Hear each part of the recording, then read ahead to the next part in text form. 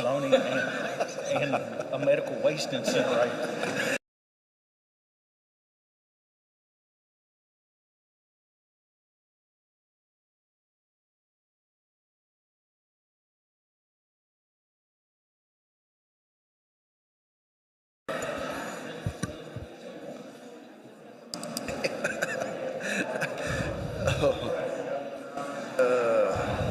Okay, can y'all hear me?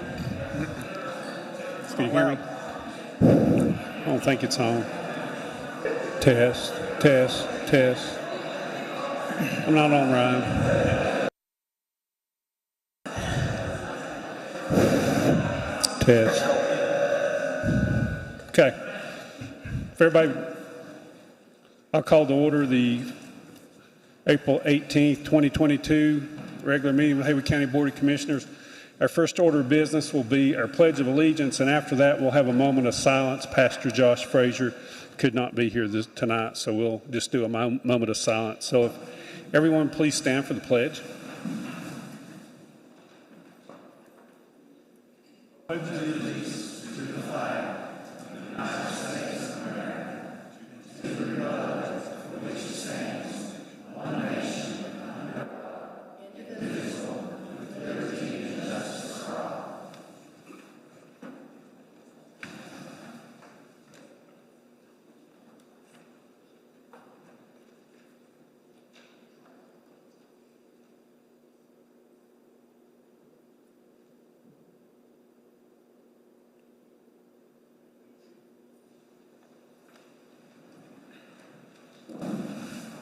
We do not have any public hearings tonight, and I'll move on to our public comment session.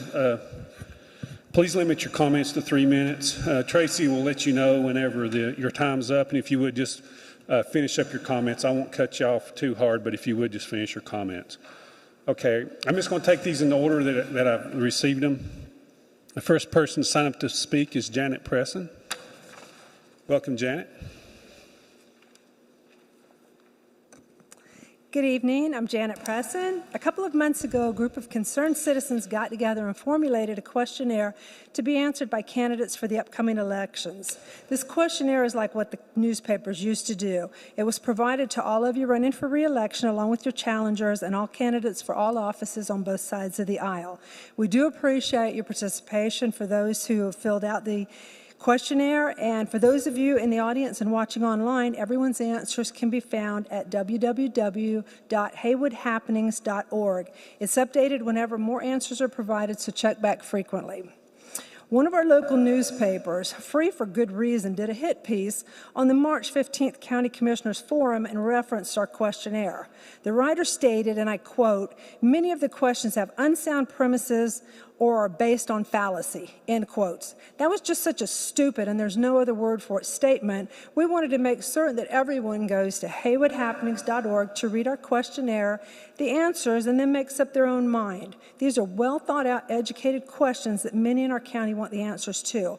Our group decided to run through some of our questions and why each is important. I'm, of course, taking the first question. Do you believe it is constitutional for the government and or private businesses to mandate medical procedures and or treatments such as vaccines? Anyone who's lived through the past couple of years of pandemic ridiculousness understands how important this question is. Whether you got all your COVID shots and boosters or not, you must care who has the decision-making power over your health care. Do you really want your boss or someone in Raleigh or Washington, D.C. to be making those decisions for you and members of your family? These are often people who have no medical training or license or education and do not know you or your personal medical information. They don't care about you. They don't love you or want what's best for you. They're making their decisions based on the bottom line, which is money. One size fits all never works. There isn't a medication, whether a vaccine, prescription, or over-the-counter medication, that is safe and effective for everyone. That's a fact of it, and if a physician or pharmacist tells you otherwise, you need to run. All vaccines and most, if not all, medications contain multiple ingredients and may have more than one mechanism of action. Every one of us has different genetics and different reactions to different medications. One size fits all isn't safe, nor is it effective. What would happen if our government had said everyone has to take penicillin to treat COVID? That would kill some, harm some, help some, and make no impact on some. Bottom line, we have the God-given right to make our own health decisions, and the Constitution, the Nuremberg Codes, the Hippocratic Oath, informed consent, and other legal decisions support that right. If you want to give up your rights, you certainly have the freedom to do so. Those of us who don't want to give up our rights also have that freedom to keep and protect them. I personally want to know who's willing to stand with me to protect my right to bodily autonomy. Now, I want to close by saying there's not a correct answer for any of these questions. Some of you may want medical mandates, and these questions and answers will make it easy for you to find the candidates that support your decision. Thank you. Hey, thank you, Janet. Okay, our next person signed up to speak is Melinda Davis. Welcome, Melinda. Good evening. Good evening. Thank you for the opportunity to address the Commissioners Board today.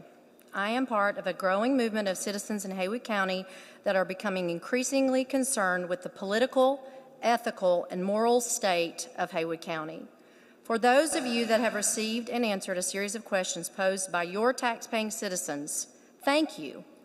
And for those of you that have refused to answer, I believe your silence speaks volumes. A journalist from a local newspaper wrote a recent article slandering members of the group, some by name, by saying we are, quote, conspiracy theorists, and stated that our questions have unsound premises and are based on fallacy. Today I'm reading question number 2 of the circulating survey. Along with vaccines, what other medical procedures and/or treatments should the government or private businesses be allowed to mandate? This is a simple and straightforward question. I believe the issue of mandating the COVID vaccine was discussed by this board for Haywood County employees. Mandating any vaccine or procedure by government or private entity should never be allowed under the guise of public safety or otherwise. The Constitution of the United States declares our sovereignty and our rights inalienable. I am sure some of you believe mandating the COVID vaccine was a good idea. Where do you or any of the other county officials draw that line? What you think is safe and effective for the greater good may be in direct conflict with an individual's beliefs and, frankly, dangerous for others. VAERS reported data as of April 8, 2022 shows that 1.2 million adverse reactions from COVID vaccines have been recorded. Of those reported adverse reactions, 150,000 required hospitalization, 30,000 were life-threatening, and there have been over 28,000 reported deaths directly linked to the COVID vaccine. Of note, the total number of deaths associated with the COVID vaccines is more than double the number of deaths associated with all other vaccines since the year 1990. Not only is mandating the COVID vaccine wrong, when does government and private overreach become intrusive? We own a small business and we experience a decrease in productivity when we have employees out for any health issue. Should I make female employees take birth control pills because I believe that them deciding to become a mother negatively affects my business model and my bottom line? Ask yourselves that question. And lastly, the concerned citizens of Haywood County do not support handing out large sums of money without public input. Thank you. Thank you. I meant to mention when our meeting started, Jennifer Best is joining us by phone. She's a little bit under the weather, but she is joining us by phone, so she is listening to your comments. Okay, our next person signed up to speak is Sherry Morgan. Welcome, Sherry.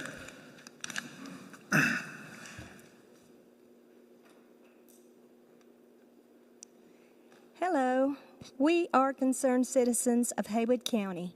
We've watched as the Socialist Party destroyed Asheville and Buncombe County with low-barrier, no-rules shelters, crack kits and needles called harm reduction, pretrial release, defunding the police, and soft-on-crime policies. The Asheville City Council and the Buncombe County Commissioners are controlled by them. They're not moderate Democrats, Republicans, or Independents. They're the new Socialist Party. We polled 100 Haywood County citizens and compiled 17 important questions for the candidates that were sent to both Democrat and Republican candidates. We appreciate the candidates that responded and question why any of the candidates wouldn't respond and defend their answer. All of the questions are factual and relevant to what is going on in our county and country. Low-barrier, no-rule shelters, which are also called Housing First, is a total failure. based on an article dated November 16, 2021, entitled Lessons Learned from a Failed Bet on Housing First. The national statistics show a dramatic increase in homelessness and transient drug addicts when cities implement low-barrier, no-rule shelters. Look at the horrible condition in the city of Asheville, where the drug addiction, homeless transients, vagrants, and crime have tripled. Crime in Haywood County is on the rise, especially property crime. That's why we need the new jail. Times have changed, and citizens have to know their elected officials don't belong to the Socialist Party, who come with plans to destroy towns and counties, to create a crisis so the government can solve it, to bring about socialism. Read the People's Action Platform. They want the government to own our banking system, our corporations and businesses, our privately owned homes, no prisons or police, and make all drugs legal. This is on every socialist platform in the country. In a case study of Haywood County by Vera Institute for Justice, researchers spoke with staff members of the Haywood County Sheriff's Department and staff at the North Carolina Harm Reduction.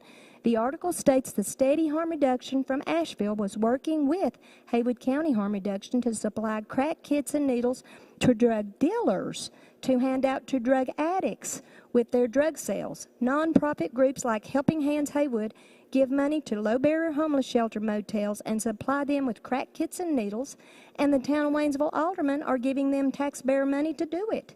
Before money is given to these nonprofits, citizens should have input about how their money is spent. How do we know the money is spent on Haywood County residents? Transients come into the county, get a new North Carolina ID card with an address in the county, and they get priority over our local citizens. Our citizens are waiting for years to get on a list for subsidized housing. These are reasons why we need elected officials we can trust who are not going along with the socialist agenda. Thank you. Our next person signed up to speak is Joey Reese. Welcome, Joey. Hey guys, and Jen, I hope you feel better, if you can hear me. This will probably be the shortest and friendliest time I've ever spoken to a board anywhere. It'll be shocking probably, so I couldn't be any more entertaining unless I had a monkey up here with a grinder. But remember the WLOS story not long ago about Asheville was in the top 10% of violent cities in America? Well, I started digging into that. It just came up, and I started looking at it a little more in depth. And these are from FBI stats. I mean, every municipality is required to submit stats, and the Bureau does do that pretty well.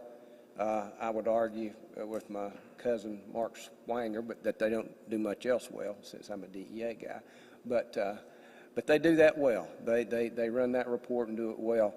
And Asheville was definitely in the top 10% of most violent cities in America, and it ranks about number 7th in all crime in the state of North Carolina. And this survey was done, it was not a survey, the study was done just using FBI crime stats by a financial magazine that just does reporting. There's no bias any way whatsoever. And Asheville was found to have, what they did, they had 7 categories: 3 property crimes they looked at, larceny, burglary, and auto theft, and 4 violent: burglary, rape, robbery, and aggravated assault. And they found that, and they adjusted to, in North Carolina, everything over 5,000 people, any municipality over 5,000 people is included in the study, and they're rounded up to it's 100,000 folks, or down if it's over that. Well, Asheville's number 7. I thought, hell, that's bad. Well, guess who's number 5? Waynesville. And I know you guys don't govern Waynesville, but we're in Haywood County, so what goes on in Waynesville goes on here. And actually, per 100,000 residents, for total crime, Asheville had 7,067 crimes reported for the 2019 year, and Waynesville had 7,363. So we were above them here. And also, I'd refer you to the annual report of 2021 in Waynesville. There are graphs, and all this started in 2018. It's like, gosh, what happened? And that's really about the time I got back here and noticed that things were certainly headed in the wrong direction. And you can tell exactly why it started happening. You refer to the Mountaineer edition of September 26, 2018. It's when Judge Letts announced his get out of jail free program, or whatever you want to call it. I call it let him out of jail Letts program. And this is being done. Go ahead and finish your comment. Yeah, this is being done all over the country, guys. It's not working anywhere. Anywhere, it's not working. And it was started with help from the Pretrial Justice Institute. Now, if you dig a little deeper in that, you find out that was it's a Baltimore, Maryland-based organization, but it's a national organization. Stuff crammed with absolute far-left liberals. Now, since their platform is not popular anymore, now the website says we're going dim for a while. So, So what do you do about this? We got to fix it.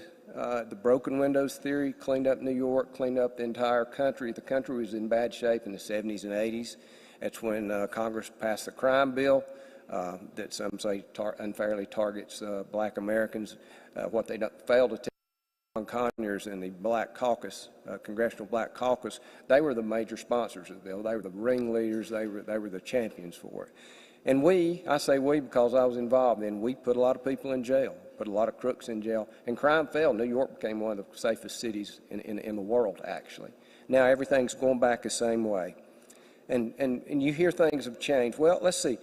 The catalytic converter kid that you just read about got arrested. He's been arrested, 13 arrests since March of 2020, 8 arrests in the prior 6 months before this. Gets out every time he was out on an unsecured bond, a low bond, or a bond so low that he was out within hours. We're failing. When we fail that way, the crooks get the perception that I can do this, I'll get by with it. I can do a little more, I'll get by with it. I can do a little more and I'll get by with it. One example, and then I'll close. Tyler Trantham, young police officer. This was back about a year ago, I guess. They caught a guy breaking in or stealing clothes at Walmart. Took him in, let him right back out. He's the same one that broke into Central Elementary, painted the walls, just vandalism. Caught him again, let him right back out. So Tyler encounters him the next morning about 10 o'clock walking up by the library. Pulls his car in behind him, and he's got, you develop a sixth sense. And Tyler said, yeah, something's not. So he actually arrested him at gunpoint. He had a loaded 9mm pistol stuck in his waist belt. So it escalates because their perception is nothing's going to happen. Judge Letts has got 3 more years, I guess. I think he's got a 6-year term. I know it's not, you guys can't do anything about it, but we elect you to lead. Not just on budgetary issues. We elect you to be leaders and speak for us that can't speak. At least speak out against this stuff. If not, we're doomed. I mean, we're going to be just like Asheville if we don't. And just please, that's all. Thank you, and thank you so much for letting me finish. So thanks.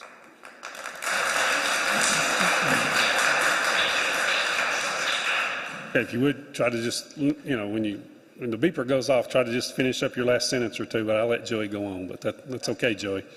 Okay, our next person signed up to speak is Trudy Schmidt. Welcome, Trudy. Thank you so much for giving us this time. One of the questions that they asked me to speak about this evening was government overreach. Well, unfortunately, the only restraint on overreach today is politicians and their power. Overreaching mandates and policies have already had a negative effect on our small businesses, state and county employees, students, and student athletes. It's caused hardships and unnecessary division among our citizens. To improve this situation, we all must do more than saying, well, this isn't fair, or complaining to our neighbors, family, and friends. We must hold our elected politicians accountable in open discussion such as these. We must turn frustration and feelings of helplessness and fear into peaceful action for claiming our rights back from the oh-so-benevolent city and county fathers who do not, as a general rule, listen to their constituents. Today's an exception. Citizens get the impression that all deals and decisions regarding planning, spending, and taxes are determined behind closed doors, and it's simply a bobblehead expression that the public witnesses. Government overreach is unacceptable in all forms, whether it's exploding our county with 1,000 new rental or ownership properties, which no clear-thinking person would encourage at this time, without identifying to the county and all citizens the truthful impact on our infrastructure, our health and welfare programs, and the insistence that not one dime will be spent to enhance the attraction of more derelicts, lazy drug addicts, and the like. If we build a better mousetrap in Haywood County and call it Waynesville, rats will come. Certainly our commissioners have an amount of influence on other politicians up and down the political ladder so that foolish overreach in our county will not exist. Thank you.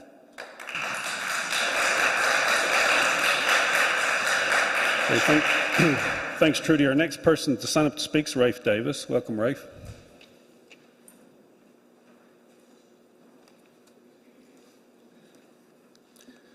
Good afternoon, guys. Today I'm addressing two questions from the Citizens Questionnaire that Smoky Mountain News claims to be based on fallacy. Number one, do you support the North Carolina Harm Reduction Coalition and their distribution of crack smoking kits, needles, condoms, and safer sex work pamphlets for prostitution? Number two, do you support the syringe needle exchange giveaway program? These questions are extremely relevant and pertinent to Haywood County due to the recent increase in drug addiction and crime, as Joey demonstrated. Anyone suggesting otherwise is either dishonest or out of touch. I know a few of the sitting commissioners played high school football. Kirk and I are good friends and football teammates for years. We have many great memories. But do any of you guys remember searching for drug needles on your practice fields? I don't. My son and his teammates had to do that before a Tuscola practice last February at Old Clyde Field. And I'd say that in Haywood County today, that's probably a good pre-practice, pre-game protocol. A local business owner has had to stop getting his medicines delivered to his home in Clyde near New Covenant Church because drug addicts keep stealing it from his mailbox. Just last week, 2 men went fishing at Lake Logan. Before the first cast, one had stepped on a drug needle that got stuck in his wader. Is that what we want for Haywood County? Here's a testimony from a former heroin addict named Tom Wolf from San Francisco. He claims the drug paraphernalia offered to him through harm reduction and needle exchange programs made it much harder to conquer his addiction. According to Mr. Wolf, these programs are blurring the line between harm reduction and drug promotion. He says that basically addicts are told to just keep on going. He said that unfortunately these programs today are required to have a harm reduction component within them. One of the requirements usually buried way down at the bottom is that clean drug paraphernalia must be available at all times for the addicts in that particular program. He said they even handed him pamphlets detailing safe ways to use drugs such as heroin, crack, and fentanyl, and the pamphlets reminded him to use a clean needle before each injection. Said at the end of all that, it would say, "Enjoy your high." Finally, he said, "Here I am trying to kick heroin, man, and I'm in the drug rehab. And I walk by a table every day with syringes, cookers, foil, and pipes laid out right out in front of me." He said that it's no wonder why so few ever get clean today. I'd encourage each of you to study the North Carolina Harm Reduction Coalition website before any one of you blindly continue to support these programs. Go to www.nchrc.org and you'll find detailed information that corroborates Mr. Wolf's testimony very well. Thank you.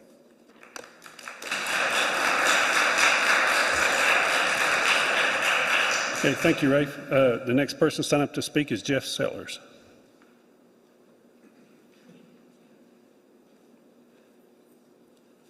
Welcome, Jeff. Thank you. Commissioners, I appreciate the opportunity to speak this evening. It's often been said that every decision you make in life will have consequences, whether it's good or bad. And it also applies to each of your jobs as commissioners. The question that was recently sent to each of you was this: what is your plan to stop the homeless and drug addicts from converging on the properties, from loitering and camping and leaving trash, needles, and other human waste behind? I think a more appropriate question is this: do you plan or do you want these activities to stop? I'm sure if I ask each and every one of you, you would say, yes, we want these things to stop.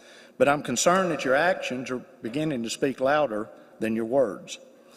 I've spent my entire career dealing with drugs and criminal activity, and I've had a different view on these topics. Some people say drugs and mental issues are the two major problems here in this county. I personally feel that it's nothing but drugs. We've seen drugs overwhelm our society to the point that addicts can't function in our society, and many are classified as mental health issues. I personally know individuals who have actually graduated from Western Carolina University. They've got hooked on drugs. They've been on drugs for 20 years. They're now homeless and can't even hold down a part-time job, and most people would say that they have mental issues. Some of you may say, well, I support law enforcement 100%. I support funding their budgets as much as possible. Law enforcement should be able to stop this.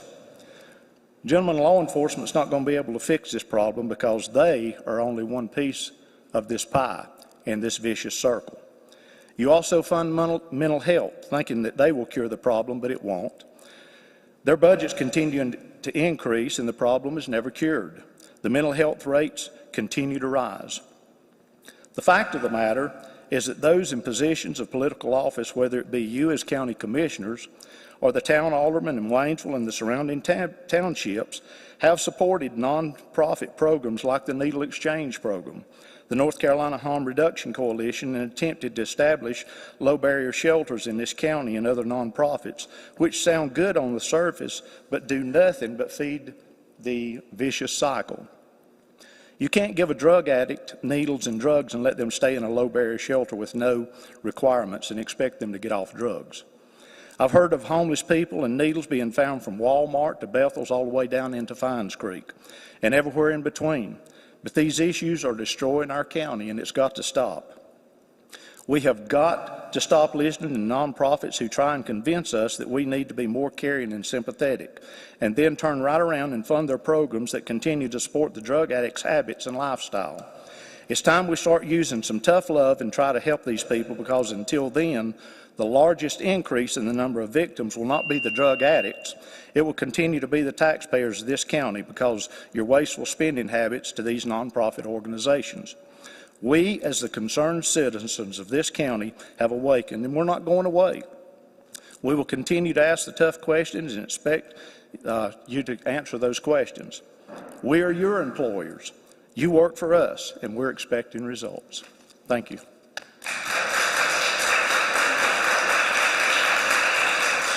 Thank you, Jeff. Our next person signed up to speak is Robert Willis.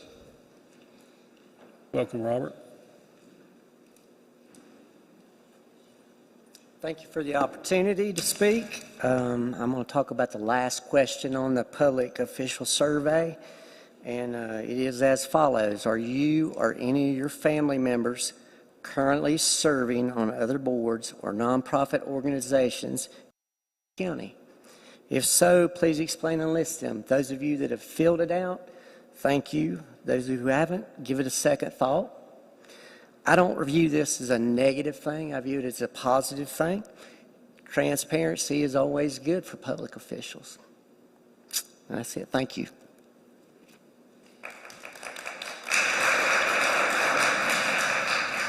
Our next person to stand up to speak is Bob. Is it Morris? Morris? Oh, there you are, Bob. I didn't see you out there. You was hiding behind the podium. Welcome, Bob. I'm a little short fellow. Thank you, gentlemen. Ms. Best, a few weeks ago, the candidates of Haywood County Commissioners were asked to answer a series of questions from the concerned citizens of Haywood County. One of the 17 questions concerned their views on critical race theory, known as CRT, where they stood on it and where they stood on the opinion of it being taught in the public school system. A local reporter questioned the relevance of the CRT question for the candidates running for county commissioner. The voters of Haywood County deserve answers to these questions. This will help them make the most informed decision. For those candidates that do not answer, do you really deserve our votes? Why do voters need to know where the candidates stand on this issue? Because county commissioners make the decision on how taxpayer funds are allocated. Just this school year alone, the commissioners voted to give our local schools approximately $16 million. If curriculum of any kind was put into place by the Board of Education that the commissioners did not agree with or support, they have the power to withhold or reduce funding.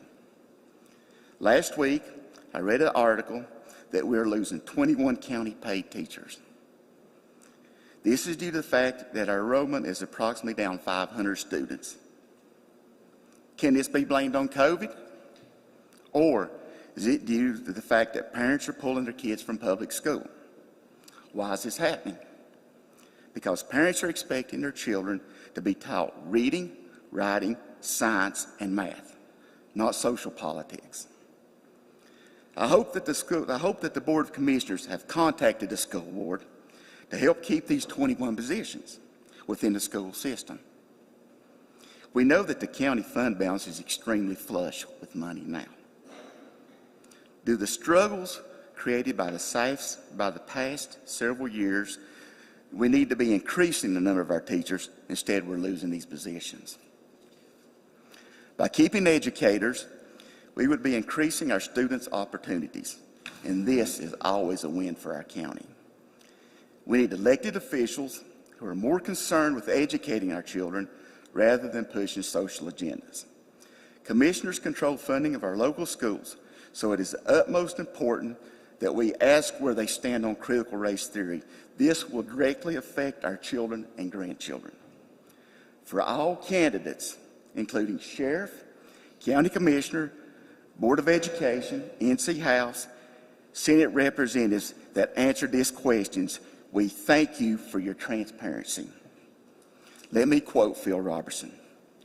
American politics is eaten up with anger, hate, and the inability to forgive, which distracts us from dealing with the real issues that matter in our county and our country. I pray we keep our eyes focused on what is most important. Thank you for your time, and may God bless this great county. Thank you, Bob.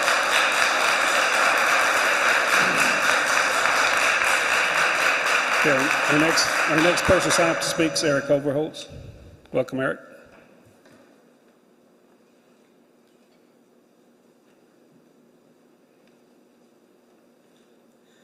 Good evening. My name is Eric Overholtz. I'm at 26 Davis Lane in Waynesville. And I'd like to speak tonight about the pending opioid settlement. In the past few weeks, we've found out a little bit more about the state of North Carolina's share of the opioid settlement that the state made with 3 large pharmaceutical companies via the state's Attorney General. The state will receive a $750 million payout, and Haywood County is estimated to receive around $5 million as its share. According to the articles that I have read in the Mountaineer and other sources, there will be 2 options as to how the funds are doled out. Option A, which was discussed in more detail, involved monies spent on things that, according to our county manager, could probably be done quickly, as in some cases we're already doing it. Some of the strategies listed included free syringe programs and more Narcan distribution. Folks, these sound like more of the same harm reduction strategies that have failed in this county to stem the tide of addiction. From the research that I've done and other articles in the mainstream media, it seems that there is a greater push to go with option A, and at the same time there is a great push to discredit programs which are faith-based and which employ a minimal or no use of drugs such as methadone in their treatment. Option B supposedly would take longer. It requires more work. It requires more strategic planning, more meetings and reporting. Importantly, it would require greater input from a wider swath of stakeholders. It's not mentioned as much in detail, but perhaps commissioners should be open to looking at this option more carefully. I think in order to make a better informed decision, you should hear more from the public and also from those outside of the addiction industry / pharmaceutical / social services complex. The goal should be to reduce addictions, to save lives, and hopefully return the addict to a cleaner, healthier way of life, rather than funding more enabling, which only extends addiction, or at best just replaces reliance on one drug for another drug. Like many things, the devil is in the details, but I implore you as county commissioners to think long and hard about how you spend these funds, and don't rush into decisions just to appease the nonprofits that are going to be knocking on your door wanting their expected handouts. This is far too important to take lightly. Thank you. Okay. Okay, our next person that signed up to speak is just Scott, and I guess I need to know your last name. Yeah, Wilson. Wilson? Okay. Thank you, Scott. Sure. Welcome. Thank you. Yeah, the purpose of my attendance is to really preserve everyone's right to be heard and respect their opinion. The question that I'm addressing really is the issue of abortion. Do you consider yourself pro-life or pro-choice? And why that's important to me is because does a candidate respect human rights? And you can define human rights in many ways, but I'm going to exercise my freedom of speech to include a definition of human rights that I believe, and that is that basic rights and freedoms belong to every person in the world from birth to death. So again, that was part of the purpose of me speaking today. But kind of off the cuff, though, something I did want to say is that I think everybody in this room needs to hear this, is that public safety is on the decline in Waynesville. And I moved here several years ago to Waynesville to enjoy these mountains, the streams, and spend time with my wife walking around here. It's just so beautiful. But I can tell you that every time we go out, we have to worry about people on drugs, needles, and it's just everywhere I go, everybody I speak to. And think about what's going on in this room today. The common theme is really drug use. So the question is, what are we doing about it? And I think that every person in this room has a responsibility to be a part of the solution, but also we need to hold people accountable to put in, whatever we need to make sure that there's a decline in the drug use in this county. And that's a big reason why I wanted to speak today, is just to let you know my personal experience, but also it needs to be addressed. So thank you for your time. Okay, would anyone else care to address the board? 3 minutes. I'll close the public comment session. I'll move on to constituent concerns. Does anybody have anything they want to mention? I guess.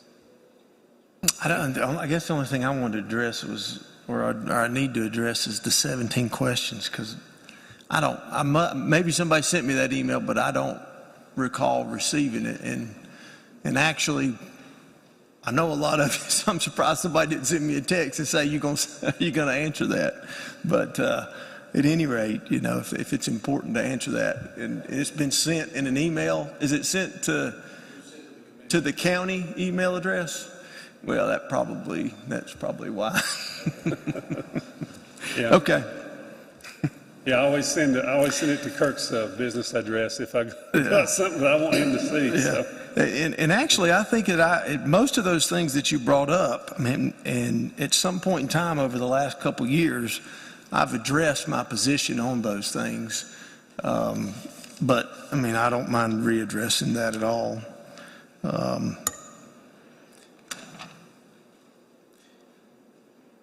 I think years ago we were speaking about harm reduction, and I had some concerns about that because of the fact that when I'm an attorney, and so when you're dealing with drug paraphernalia, and that is drug paraphernalia, it was a concern of mine that it was being provided, because it's almost like that if we support that program, we're supporting a crime by providing drug paraphernalia, and I've represented plenty of people for drug paraphernalia. Let me see.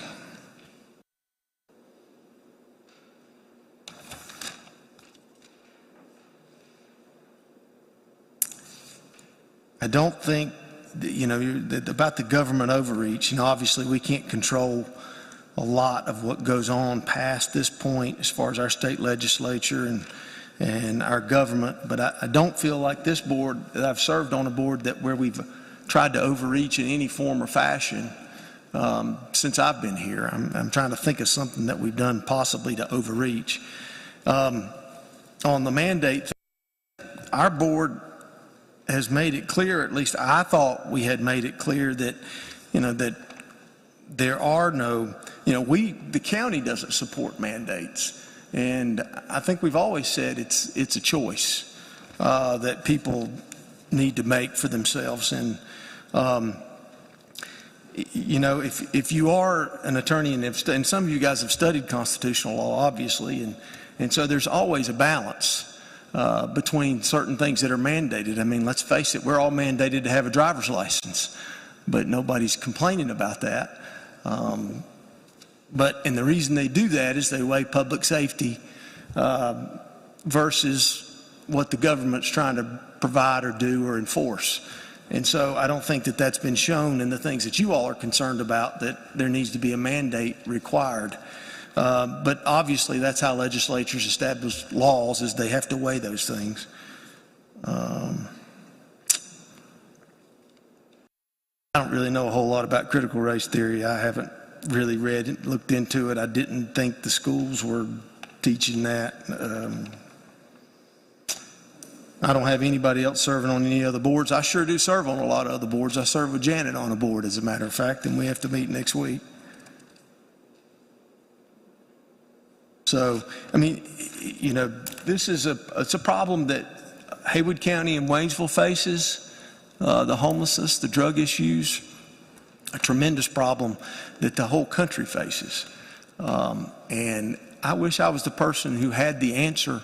I don't know that I heard any answers. I heard a lot of requests for us to do something, and clearly, I mean, I heard that loud and clear. It's a hard thing to do. It's not easy. If it was easy, it would have already been implemented and we wouldn't have this problem that continues. And you can ask those guys back there that are fighting it on a daily basis how difficult it is. And a lot of it is because, you're dealing with choices that people make, and those choices aren't always good.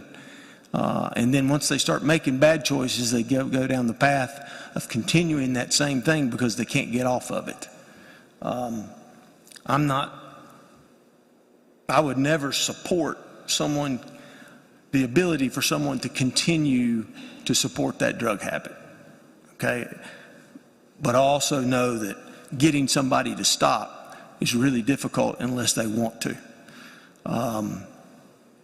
So I know that's answered just a few, and I don't want to take a lot of time, and I'll be happy to try to answer those questions as well. But if this was an easy issue to resolve, I don't know the police chiefs as well as I know my sheriff. The sheriff I know very well. He and I have coached probably 300 or 400 games together in the past, and I know he tries hard to do what he's supposed to do and do it right. And if he had an answer for this, he would have come to us or me and said, this is the answer, and this is what we're going to do. We just lost Jennifer. I guess she didn't like what I had to say, but I'm just kidding. And so, I think that's the plan, to continue to work on that, because I live in Waynesville. I live half a mile from here. So I see some of the things you're talking about, and I'm concerned about some of the things that you're talking about as well. But we're not the only place that faces that, and I'm committed to try to do the best I can to remedy that the best we possibly can. But you can't control everybody in their actions, unfortunately. That's all I have. Okay, thanks, Kurt. You want to go, Brandon? Yeah. You got something you want to say? Yeah, I guess same as Kirk. I assume that the questionnaire was sent to only the candidates, Is that correct? I didn't get one, and I wouldn't mind answering anyway. And I'll kind of roughly go through here and give you my quick answer anyway, just so everyone knows where I stand, because I'm firm in my stance and don't mind to share that with everybody. I better put my glasses on, so I'll make sure I cover these. I'll go through them fairly quick, just some of the comments that was made. I am for each individual making their own choice when it comes to anything from a health standpoint, whether that's a requirement for getting a vaccine or whatever it is. I believe each individual has their own right to make that decision. I stand on that firmly. I guess one of the other comments was on the crime and stuff. We support our sheriff 100% and will always back them in any ideas that they have. One of the things that we're getting ready to do is spend quite a bit of money on a jail, and I believe there is certain folks that need to be jailed. There is a lot of folks I know that deserve another chance, but when they've had their 15th or 20th or 25th chance, then I feel that we need to do something about it and put them in a place to where they be. I guess another comment. Again, I'm trying to go through these quickly. I don't mind to speak to anybody on an individual basis to give you my full thoughts on it. I do know that there is such a thing as government overreach. We see it from our federal government all the way down, and I feel like we do have too much government overreach, even though I'm sitting in the chair that I'm sitting in. I try not to do that personally, and I feel like this board does a pretty good job overall with that. We do have influence with our legislators and with other folks in power, and I can promise you I'll always use my influence to be sure there's no more government overreach than needs to be. Going to the education piece, Mr. Morris, I appreciate you sharing that stuff with me. I had just made a comment, I guess, last week that I wish that all of our school systems, and again, I feel like our school system is one of the best around. I feel like that's why a lot of people want to live in Haywood County, is because of our school systems. But one of the things I would like to see us get back to is just the basic stuff. If it's something as simple as balancing a checkbook, writing a check, or doing the simple things that I see that I've had to work with my own kids on, even down to the trades. I feel like that we've left our trades behind. It's something that we've shared with our school folks here in the last little bit, that we'd like to see more focus on our trades, because that's something, as all of us know, if you try to get a plumber, electrician, a carpenter, a machinist, a welder, a mechanic, anybody like that, it's tough to do. And I feel like a lot more focus needs to be there. And Bob, I'd like to speak to you more about some of the comments that you made. The free needle exchange, that's something we did put a stop to. This board stopped that, so we're no longer doing that. Sadly to say, we had been doing that in the past until we, I guess, realized what we was supporting and what we were doing, and we decided to stop that. I think one of the gentlemen, Mr. Wilson, I believe, asked the question about being pro-life or pro-choice. I am definitely pro-life. I'm a Christian, and I believe God is the giver of life, and He's the one that takes it away. And I think I went through those fairly quick, but I just wanted everybody to know where I publicly stand. I have no qualms about it, or don't mind to stand firm where I need to. So again, if anybody has any questions or would like to speak to me on an individual basis, I'd be more than happy to take your phone call or sit down with you. And I guess with that, that's all I've got. Well, I don't know a whole lot more I can add to everything that's been said, other than a guy told me one time that LBJ, and I'm not an LBJ fan, but Lyndon Johnson said one time, when you're running for political office, it's kind of like standing out in a donkey standing out in a hailstorm. You just have to stand out there and take it. And so I did answer the survey. I am on the ballot coming up, and I guess the people that are up for re-election got the survey. I answered the survey, and I can answer several of them questions real quick. I'm not ashamed to say that I am pro-life. I believe in life, liberty, and the pursuit of happiness for all people, even the ones that are unborn. I don't believe in government overreach. Count me out on that. I don't believe in critical race theory. I think it's a racist position. You know, you should be judged on who you are, not what the color of your skin is, okay? And so I don't believe in that. That's a question you need to ask the people running for school board. There's a lot of comments up here. It's kind of like, I guess I'm in troubleshooting. I do troubleshooting maintenance. I have for 36 years.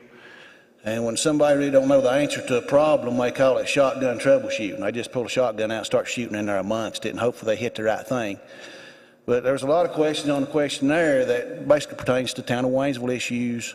I don't care to make a statement on that, but there's a lot of things that pertain to the school board, a lot of things pertain to the town of Waynesville, a lot of things pertain to government entities a whole lot higher on the food chain than the lowly county commissioners. So I did answer the survey. You're welcome to read that. And I'm like Commissioner Rogers. If you want to have a civil discussion, I'm open to any of that. And so with that said, I did have a couple of constituent concerns over the past month. I think I got county staff, and they addressed the problems citizens had. And I appreciate the staff addressing those problems in a timely fashion. So. But anyway, if anybody wants to have a civil discourse, I'm open to that. So appreciate everybody coming out. By the way, you probably don't get this in Congress. You probably don't get this in the State House. We're on the bottom of the food chain. We face the voters, and I think Mr. Seller said it right. We work for y'all. You're the voters. We work for y'all. And I appreciate that comment. And so we're out here. You see us in the grocery store. You see us at the schoolhouse. You see us at the ball game. See us down at the tire shop. Wherever. We're accessible. I think our phone numbers are printed in just about every publication around. So appreciate everybody being here, and I do appreciate all the guys in blue in the back. I know it's on the agenda to commemorate our fallen soldiers, our fallen officer memorial ceremony. I know it's on the agenda, and I just appreciate all you guys. So that's all I've got. Okay. Jennifer's on by phone, but you really can't hear. Jennifer, are you there? I am. Can you hear me? Yeah. Did you want to say anything? Just to thank everybody for coming. You know, I'm a big believer in public comment, and I appreciate when people take the opportunity, exercise the opportunity to speak publicly about what concerns them. Okay, thanks, Jennifer. I know you'd say more if you were here. It's a little bit hard to hear you, but thanks for those comments. And I'll just comment, as far as the vaccine and mandates and masks, I don't believe in mandates. I believe it is up to the person, and even wearing a mask. And most of y'all know I do think you should get the vaccine and you should wear a mask as much as possible, and that's because I'm sick. And I just would, appreciate it when people do that. When you're sick, you look at things a little bit differently than if you're not. So I'm sure the people that are healthy, it doesn't matter to them, but it matters a lot to me and those of us that are sick. I know when I go to get treatment, all those people are sick, and they really make us wear masks and everything. And I don't like wearing a mask, but I have to. I am on as far as boards that I'm on Haywood Christian Ministry Board. We mostly take care of the heating needs of the community as well as food needs. We give out a lot of food. We get a lot of food from Publix and from Food Line, from Walmart and Sam's Club, and we give that out. It's amazing how much food we give out, but it's a great ministry, and it's run by the Christian churches of the county. And I do serve on that board. I've served on it in several terms. As far as as far as the homeless go, Pathways has done a great job, and there was a good article in the paper about the sheriff and the job that he's done connecting Pathways and trying to get people help so that they can, when they get out of jail, they're not going back into that lifestyle. It gives them a reason to try to find other ways to get it out. And personally, I think Christ is the answer to a lot of that, and I'm glad that the sheriff makes that available to everyone. And because you're a captive audience when you're in jail, believe me. So, but I appreciate the sheriff and all he's done with that. As far as the drug use, I have my two boys have both had friends that were very young that died of drug overdose, and I want as many programs as we can to try to help those that are addicted on drugs, because I think it's important. Those kids, the kids They were really good kids. I was shocked that they overdosed, but they just got, one of them had a small operation, and he got hooked on opioids, and he just couldn't get off of them, unfortunately. So I have a little bit of a heart for people because I've seen kids that my kids grew up with that aren't no longer with us, and they were just really great kids. As far as CRT, critical race theory, we homeschooled our kids when they were growing up. We homeschooled when homeschooling wasn't cool back in the 90s, and I think a lot more people do that now, and it's a lot more accepted than it was then, but we homeschooled our kids. Most of the time, our kids did have a little bit of public schooling when they got into high school. But we generally homeschool our kids, and I don't really stay up on that issue because I don't have kids in school, and I don't have anything. We do have something to do with school, but the school board handles those policies, so I don't try to overstep that. As far as, let's see, the other part, as far as I am pro-life, and I'll just say that, I'm proud to be pro-life. And if you ever want to talk to me about it, I can give you my personal reasons for that, but I do say, just from a public standpoint, you know, our schools are losing kids because I think we've aborted them, and we have an immigration problem because we don't have kids that are growing up to take those jobs. And so there are jobs for people here, which is why we have an immigration program. And if you look at the number of immigrants versus the number of abortions, it's about the same. So that's my public policy answer on those two things. So I believe that covers everything that I was going to talk about. So does anybody have anything else they want to say? I will say something about the harm reduction, needle exchange. This board voted to end that needle program with North Carolina harm reduction that's over a year ago, wasn't it? Yeah, we don't have anything to do with that. No, we voted in public session to end that relationship. Now, there was a three-pronged program to help mitigate suicide attempts and things of that nature, and I think the three prongs, and prove me if I'm wrong, but the three legs of that was to try to come alongside those people in the emergency room and try to give them some counseling, put them with somebody, a peer support person that could help them, be a local church or somebody of that nature. And then the other program was to meet them where they lived, follow up on that if they had an overdose. And that third program of the needle exchange, we ended that. We ended that over, this board did, the North Carolina harm reduction, we ended that over a year ago. So, we can't help what other. Okay. Okay, so I'll move on to administration reports and presentations. If some of y'all need to leave, you can do that while the sheriff's coming up. He's going to come up and give a presentation about the Sheriff's Office Life-Saving Award presentations, and I know the sheriff has got several of those, so welcome, Sheriff.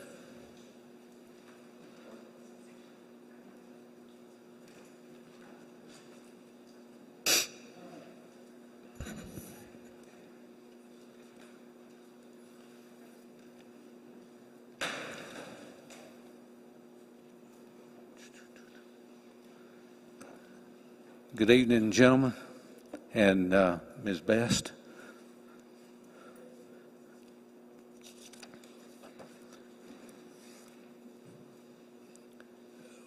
I'm sorry that I'm having to do everything that I've got to do here this afternoon, but I'm going to miss the next two meetings, so I thought I'd better go ahead and get this in. And I didn't want something as important as what I'm getting ready to do to linger, because these guys that we're going to recognize have done something really, really important, and that is they have saved somebody's life. And so I would first like to recognize Sergeant Matthew Trantham and Deputy Josh Watts to come up, please. And then Sergeant Cody Green, if you'll come in right behind them whenever I get done with this, and then Deputy Jason West and Trooper Trevor Sawyer. So as these guys are making their way up, I'm going to read their citation that we are awarding them this afternoon. You are recognized for your quick thinking in determining that immediate action was needed and performing in an exemplary way that possibly kept Waynesville Police Officer Heath Presley and his vehicle, along with his K-9 in the vehicle, from falling off of the high bridge on I-40 at the 19-mile marker after a serious vehicle crash. You brought great credit upon yourself and the Haywood County Sheriff's Office for your actions. Man, I appreciate what you did that morning. What had happened is Officer Presley had wrecked his vehicle up on the guardrail on the bridge, at the high bridge at the 19-mile marker, and I know y'all of you know where that's at, probably the highest bridge in Haywood County. And here his vehicle is teetering on that rail. These guys had just checked on, come out just a short time before this occurred. They heard this go out. They went down there, and they were able to help extract both the dog and the officer, and also tie the vehicle that the police officer was riding in off to keep it from going over. These guys' actions, there's no doubt in my mind, saved the officer's life that morning, and hey, that's certainly worth recognizing. And I just wanted to get them in front of you this afternoon to show you just what it's like to be a sheriff's deputy day in and day out around here. Guys, I really appreciate this very, very much.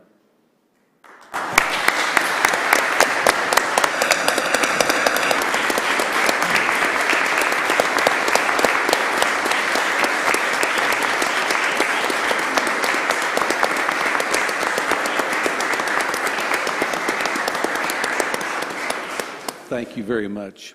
I'm going to also award them a Sheriff's Office Challenge coin from me.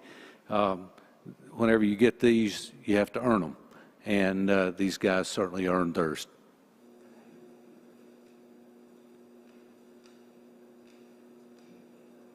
All righty.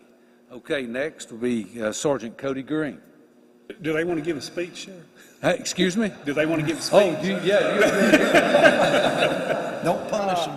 They'll rescue somebody off a bridge, but they won't give us a speech. There you go. So as Sergeant Green's coming up, unfortunately, every one of these events that I'm going to speak about all involves a bridge here in Haywood County, and they all involve I-40.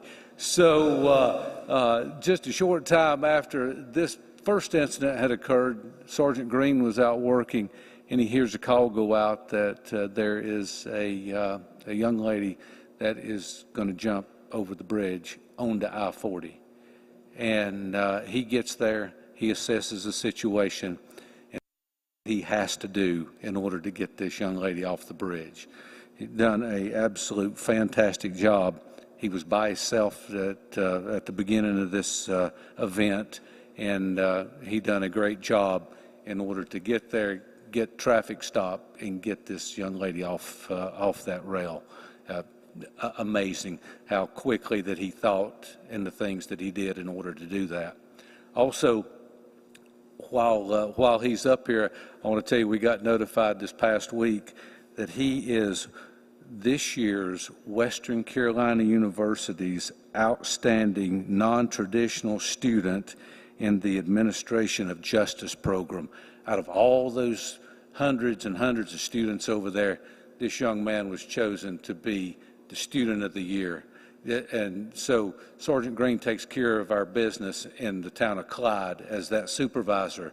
He's got a family back here with him, and he puts forth enough effort to be the outstanding student of that program. So that tells you what kind of class that we have working at the Sheriff's Office. Sergeant Green, I appreciate you, and we're going to award him this life-saving award, and it says you are recognized for your outstanding performance and masterful coordination in saving the life of a young woman that was threatening to jump from a bridge onto US 1923.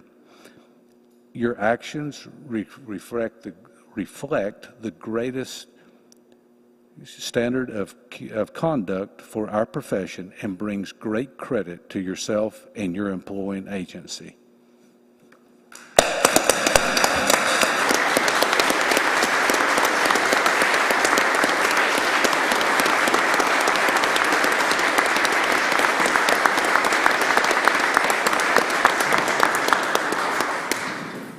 All righty.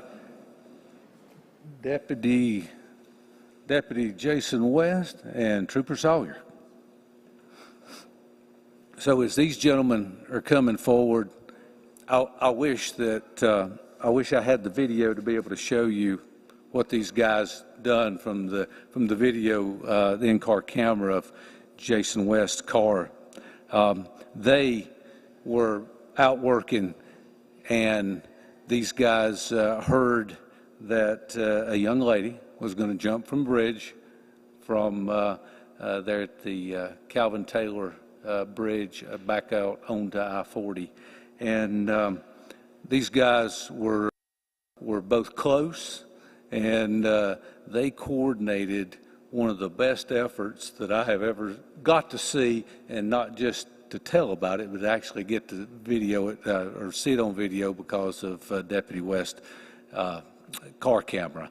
So these two guys, there's no doubt in my mind that this person was going to do the self-harm, and these two guys coordinated this effort, were able to come from each end of the bridge and do what needed to be done to take this person off the bridge. We certainly don't like to do this sort of thing, but unfortunately with the issues that we have with mental health and drug issues, hey, that's what these guys are having to do day in and day out here. And yeah, I just want to speak to the partnership that we have with the Highway Patrol. These guys, they work very, very hard. There's very few of them. They have a lot of miles to cover, and we have a real strong partnership with here as well as the rest of the guys here. Their first sergeant's here today, First Sergeant Hip. He and I have worked together many years, and so it just makes me really proud that we have this kind of relationship with these different agencies. And I'll read their commendation. It said, "You are recognized for your outstanding performance and coordination in saving the life of a young woman that was threatening to jump from a bridge onto I-40. Your actions reflect the high standard of conduct for your profession and also brings great credit to yourself and your employee and agency." So guys, thank you.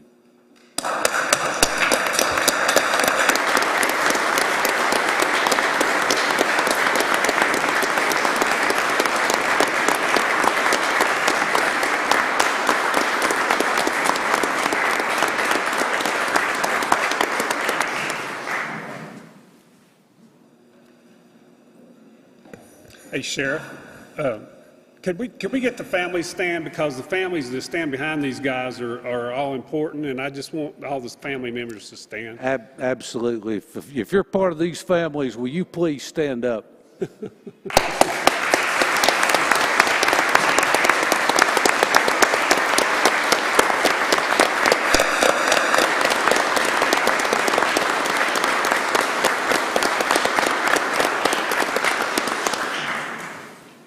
Thank you very much for being here, families.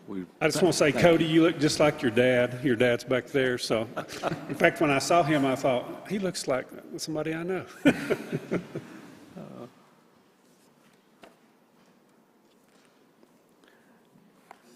I'm very blessed to be the sheriff in this county and to have the kind of employees that we have, along with these partnerships that I was talking about. And also with me tonight, I have most of our staff who felt it was important to come and support these guys as well. So I'm very appreciative to have all of them here to include our chief. Can I just say too that all your officers have always acted so professionally anytime I've ever interacted with them, and I think everybody up here. Oh yeah. I hear Kirk. You can see Brandon over there, and then Tommy, I can't see him, but anyway, but y'all. There's one thing that we never get complaints about is the sheriff's office, and we appreciate that from the commissioner's standpoint. There's not a lot we can do about it.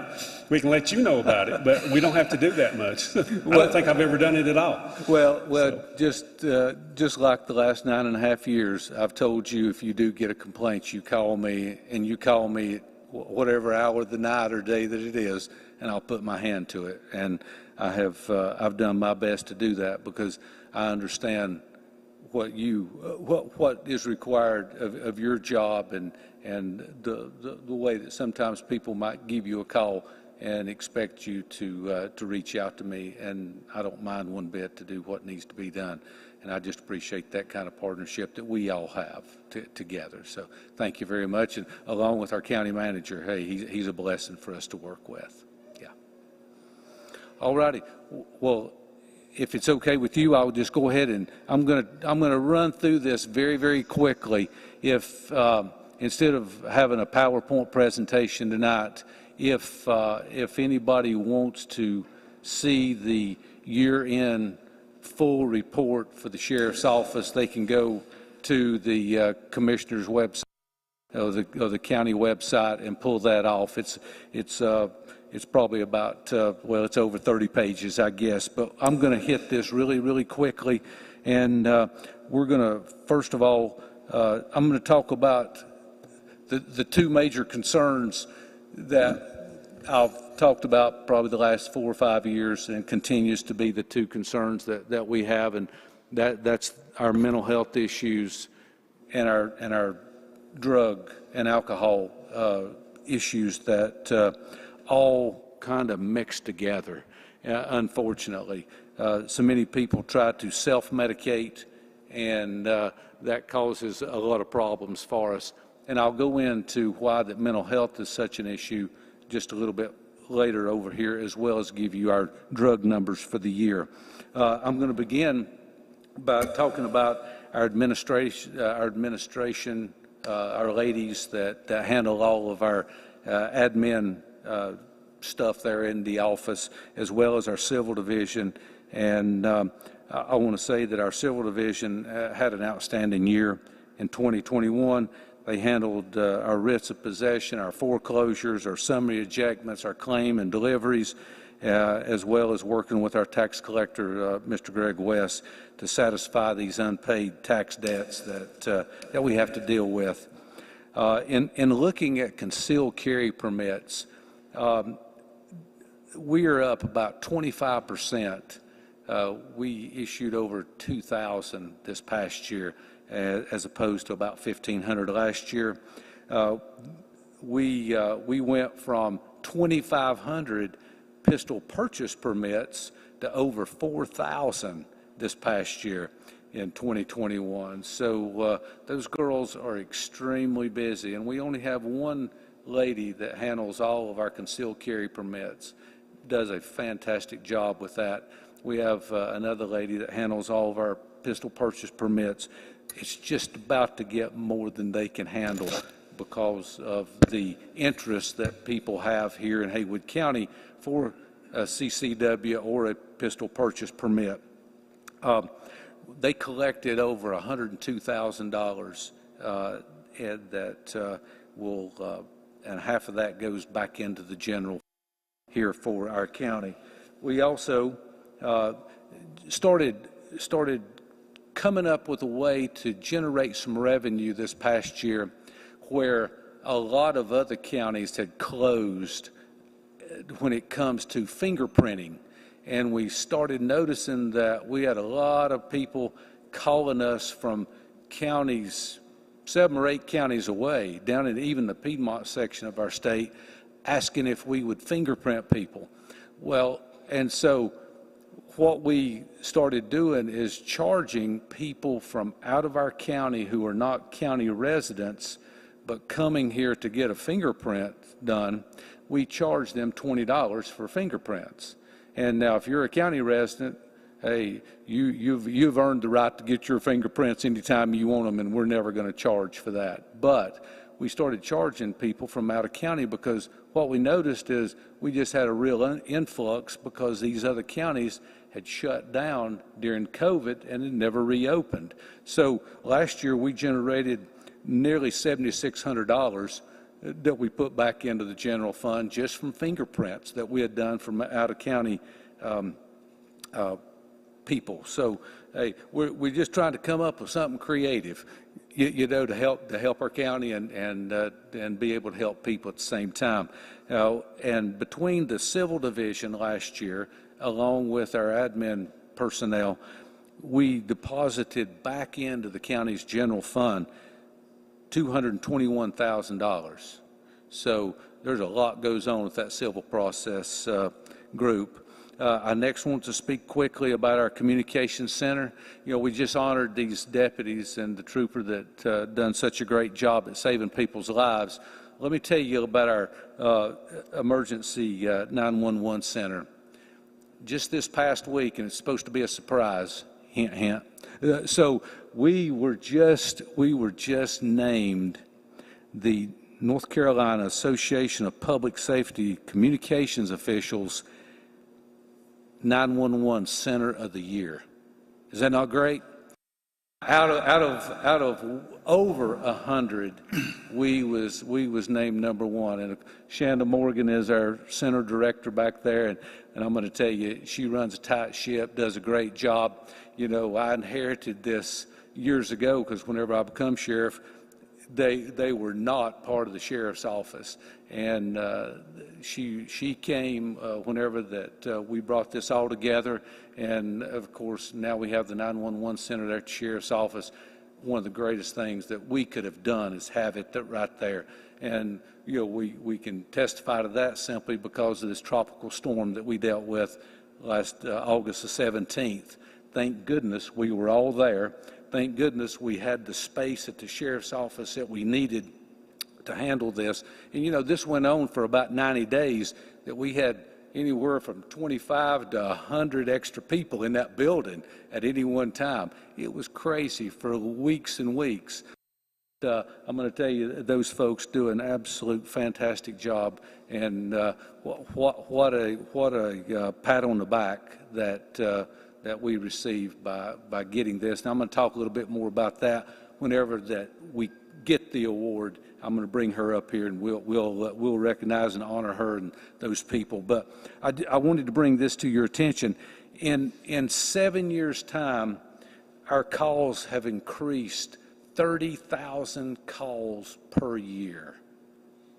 So in 2015, we averaged about 130,000 calls. Now we're averaging 160,000 calls. That tells you just how much more active that all calls are coming into our 911 center. Next, I'm going to talk about criminal investigations. Our criminal investigations team it really does a good job. These guys signed 763 cases this past year.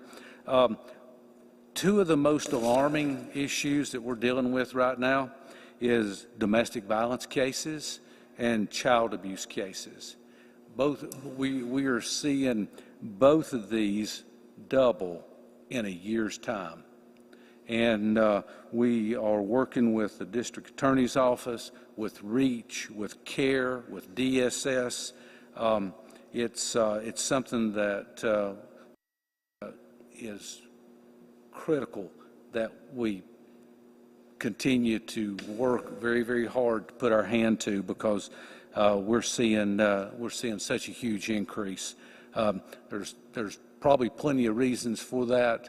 A lot of people that's not used to staying at home with each other, or have been in close confined spaces. I think that's probably got a whole lot to do with some of the domestic issues. Child abuse, I think it's the same way. You know, people get on people's nerves, and unfortunately, sometimes people act out. I know that that's not always the case for every one of these, but I feel that a lot of that has been, simply because how in the world is something double in both of these critical areas in 1 year? So I really believe that it's something that we've got to address as human beings. Our evidence management, which is something that if you don't handle and take care of the evidence that we have at our office, hey, listen, there's no use to go to court, right? Because, hey, if you're not taking something to court with you that you need to show a jury, we're all in trouble. I just want to say that we took in over 2,000 pieces of evidence this past year. And so next, I want to roll right into this narcotics and criminal suppression team activity. I want to tell you, I don't know that there's a county our size that does more with illegal drugs than our group does.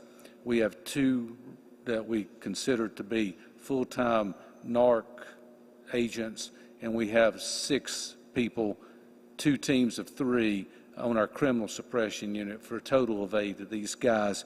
Now, I want to tell you how that our numbers continue to rise.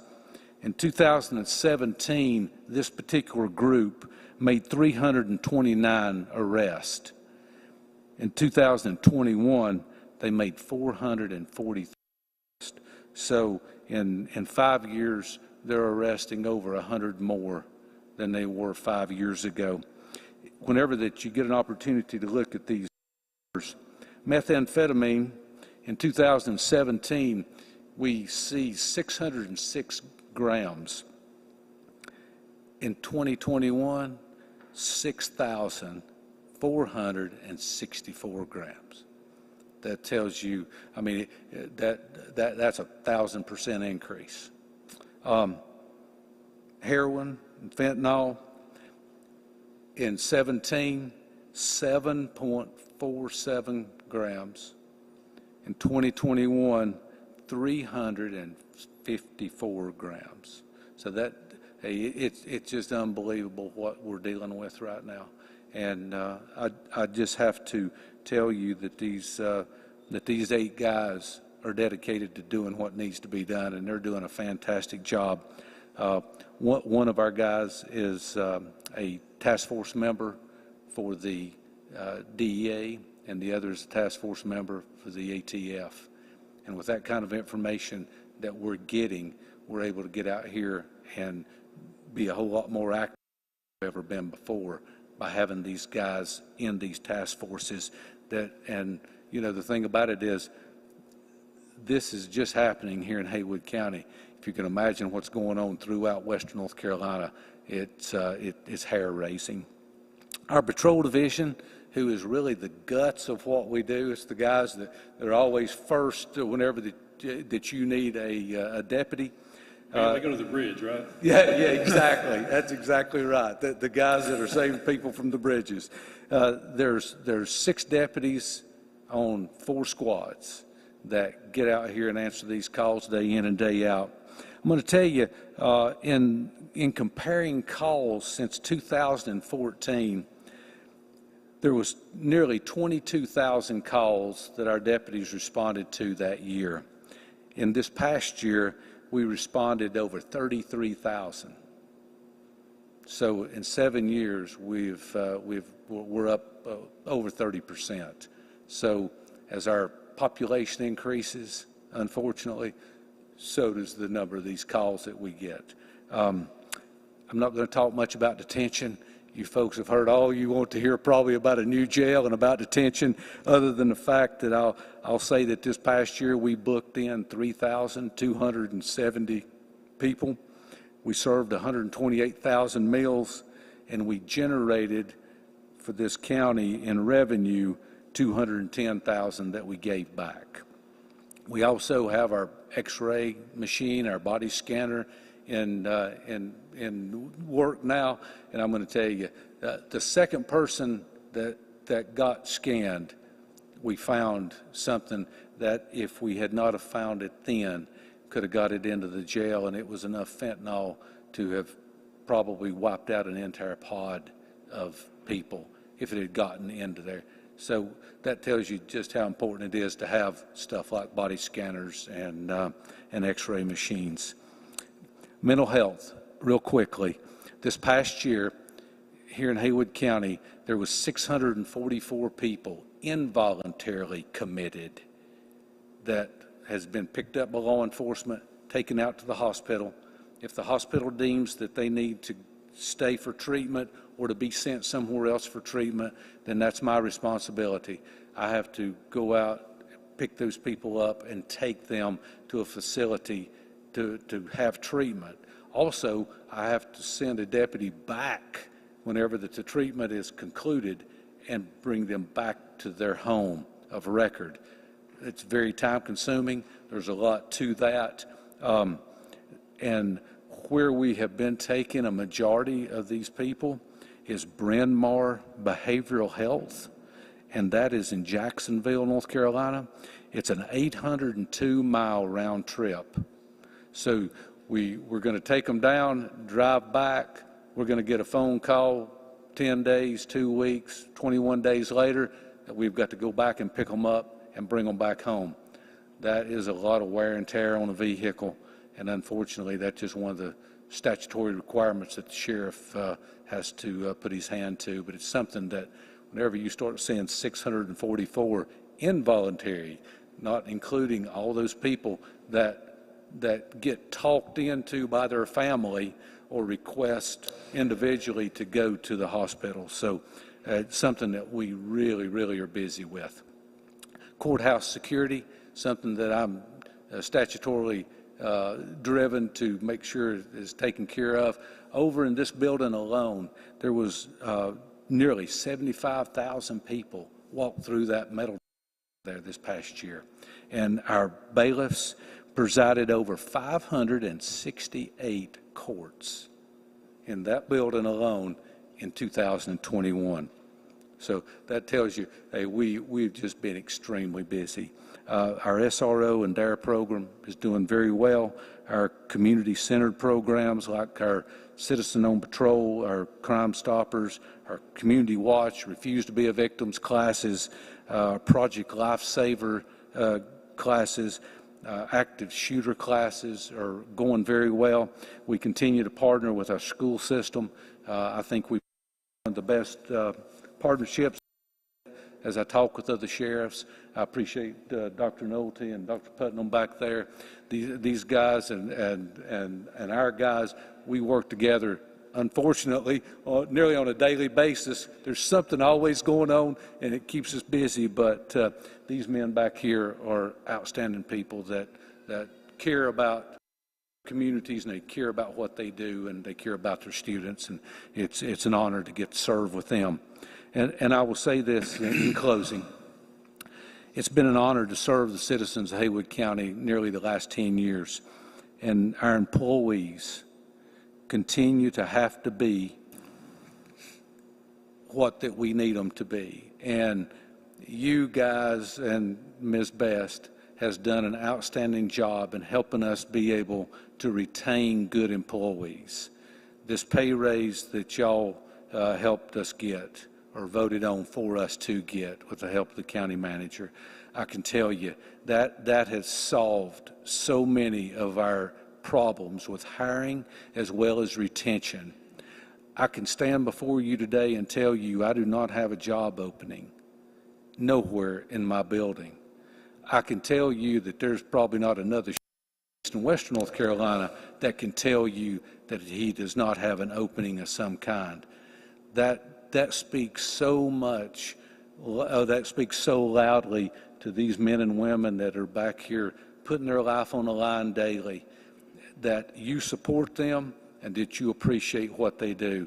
And I just have to say thank you up front and tell you that, hey, it's a blessing to have good employees, and you're part of the reason we can keep good employees. And I just need to tell you how much I appreciate that. It sure does. It makes my job, but it makes the citizens, I think, feel a whole lot safer, too, to have that kind of commitment from our sheriff's office as well as from you. We pledge to continue to work just as hard as we have been until the end of November, the first week in December 2022. I'm available 24 hours a day to you guys and Ms. Best. So please note you can pick up the phone and give me a call like you always have been.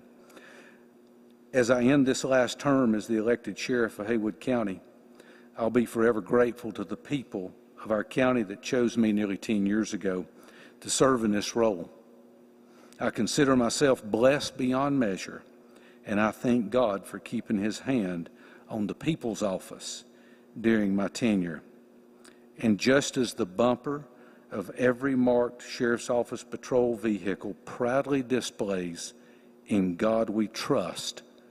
I will continue to look to him with unwavering trust myself. I just want to say thank you very much for giving me that opportunity. Thank you. Thanks, Sheriff.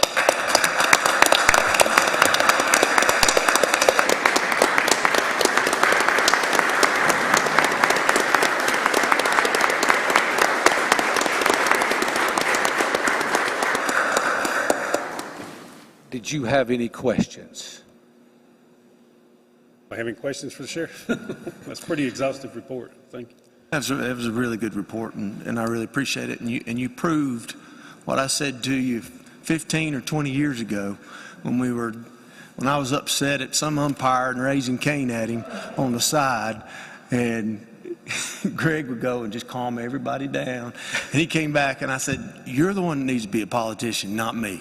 And he just proved it again right then. Very good report. And we really appreciate you. I've served as a commissioner for 20 years, and it is amazing what a real quality sheriff does. And you have been that quality sheriff. And a good friend too, but I mean, even if you weren't my friend, I would tell you that. And really appreciate you and the staff, and most of them I know. And actually, unfortunately, I'm getting to see some guys I don't know anymore, which means I'm getting a little age on me. But these deputies, and Kevin was right about the way they treat people. They enforce the law, but I've always seen them be compassionate, and they think about that. And that's very much appreciated by me, and I'm sure the citizens of Haywood County. And they get that from you, your leadership as well. It's all about these guys and girls on these back here on the back. That's for sure. Somebody? I'd just like to add to what Kirk said. I appreciate you and the job you've done, Sheriff. I've known you for quite some time. Appreciate the job you've done. Appreciate your stance. I know you're a Christian as well, and I appreciate that and the leadership that you've given to the whole department. And I can truly say you are a 24/7 sheriff. I've seen him out late at night, very late at night, and seems like you're always going somewhere to speak at a church or speak at some special event, and been a great leader, and I appreciate your leadership and appreciate the relationship that we've had. You know, as you said, I have always felt free to pick up the phone and call you, and you have definitely put your hand to whatever concerns we have, and I appreciate that. So thank you. I'd like to echo what everybody else has said about Sheriff Christopher, and I appreciate you, Greg. And I know I first met you, I think my parents ran a gas and grocery store over to Red Light in Bath. We used to deliver produce for your dad, and I think I first met you there, and I've known you for a long time. And I appreciate the work you've done, and we're going to miss you. And I know you've worked hard to bring the county together. And you know, the statements that was made here during the public comment session, a lot of those statements need to be addressed, but we've got to learn how to work together. And I know I've been in meetings with you. There's been black people there, there's been white people, there's been Hispanic people. One common goal, and that was to put God first and togetherness. And I tell you, there's people that's trying to divide this country. And I don't like it. I don't like it.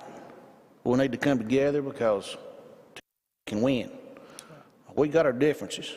We got some strong differences, and they need to be addressed. Need to be addressed. We need to do what's right.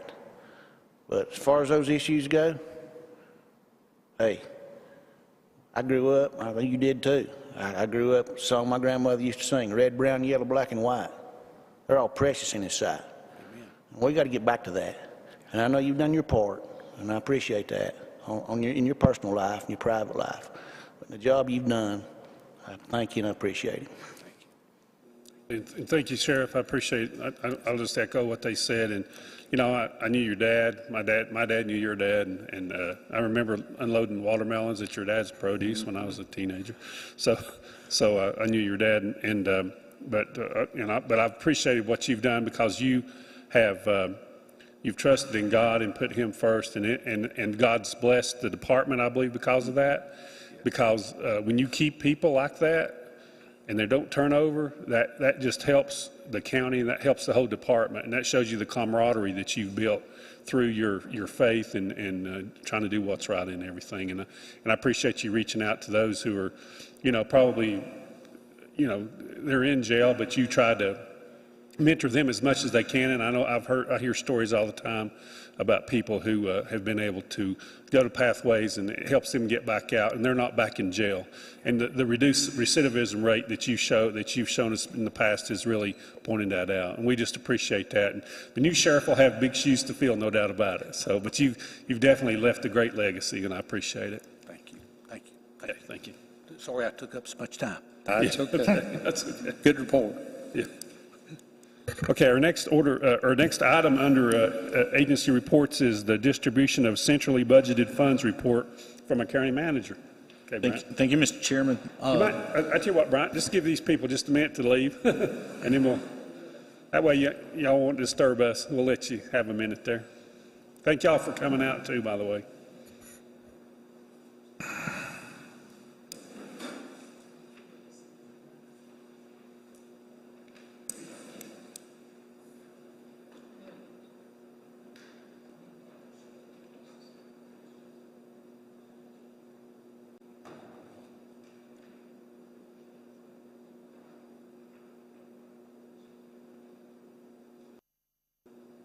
Go ahead, Brian.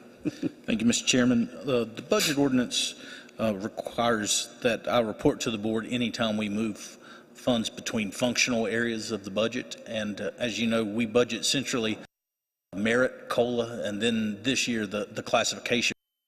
And this is just simply to let you know that since the last meeting, we've spread that to the departments just to stay in compliance with the budget ordinance. Well, that's all you need to say. Okay. Thanks, Brian. Okay, our next order of business is discussion adjustment to the agenda, but I do not have anything. Does anyone else have anything? Ed? Okay. You still there, Jennifer? Still there? I am. Okay, just checking on you. Okay, our next order of business is the consent agenda. Does anyone have any questions on the 5 items on the consent agenda?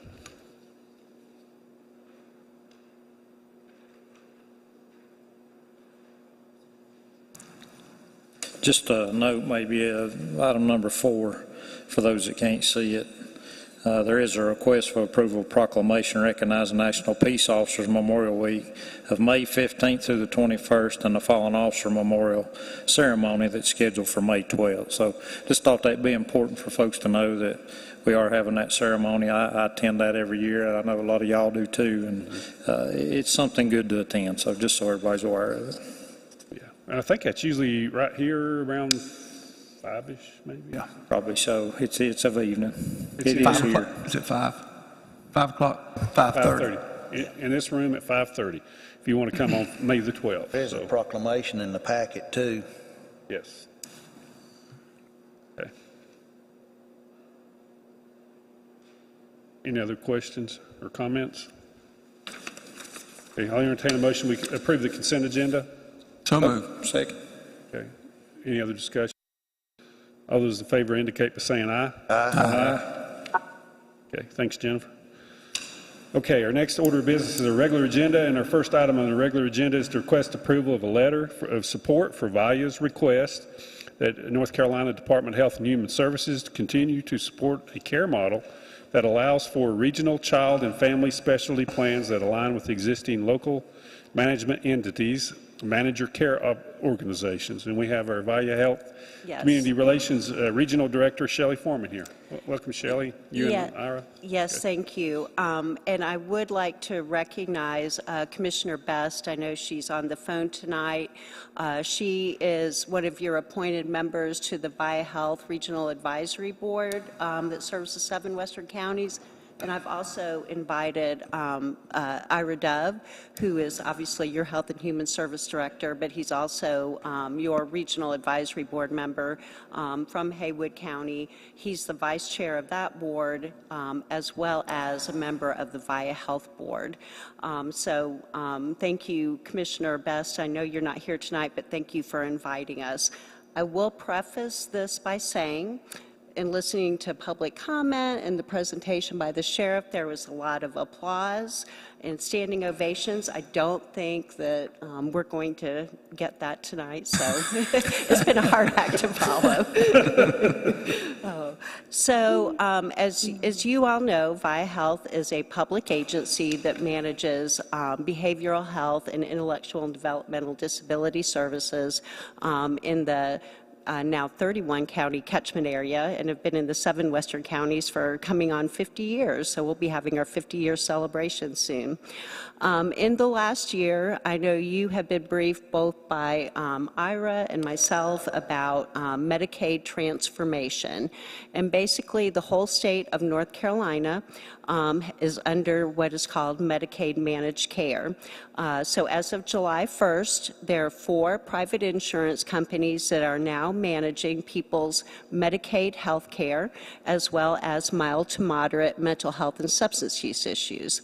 VIA Health continues to manage cases that have a higher level of need for people with mental health, substance use, and developmental disabilities. And in December, we will be transitioning to what is called a tailored plan. So you have the 4 insurance companies managing what are called the standard plans. We will become a tailored plan. And what we're here to talk about tonight is a very critical sort of a philosophy around managing the Medicaid population related to adults and children that are come into contact with the Department of Social Services. So several years ago, the state started talking about doing a special waiver for kids in the foster care system.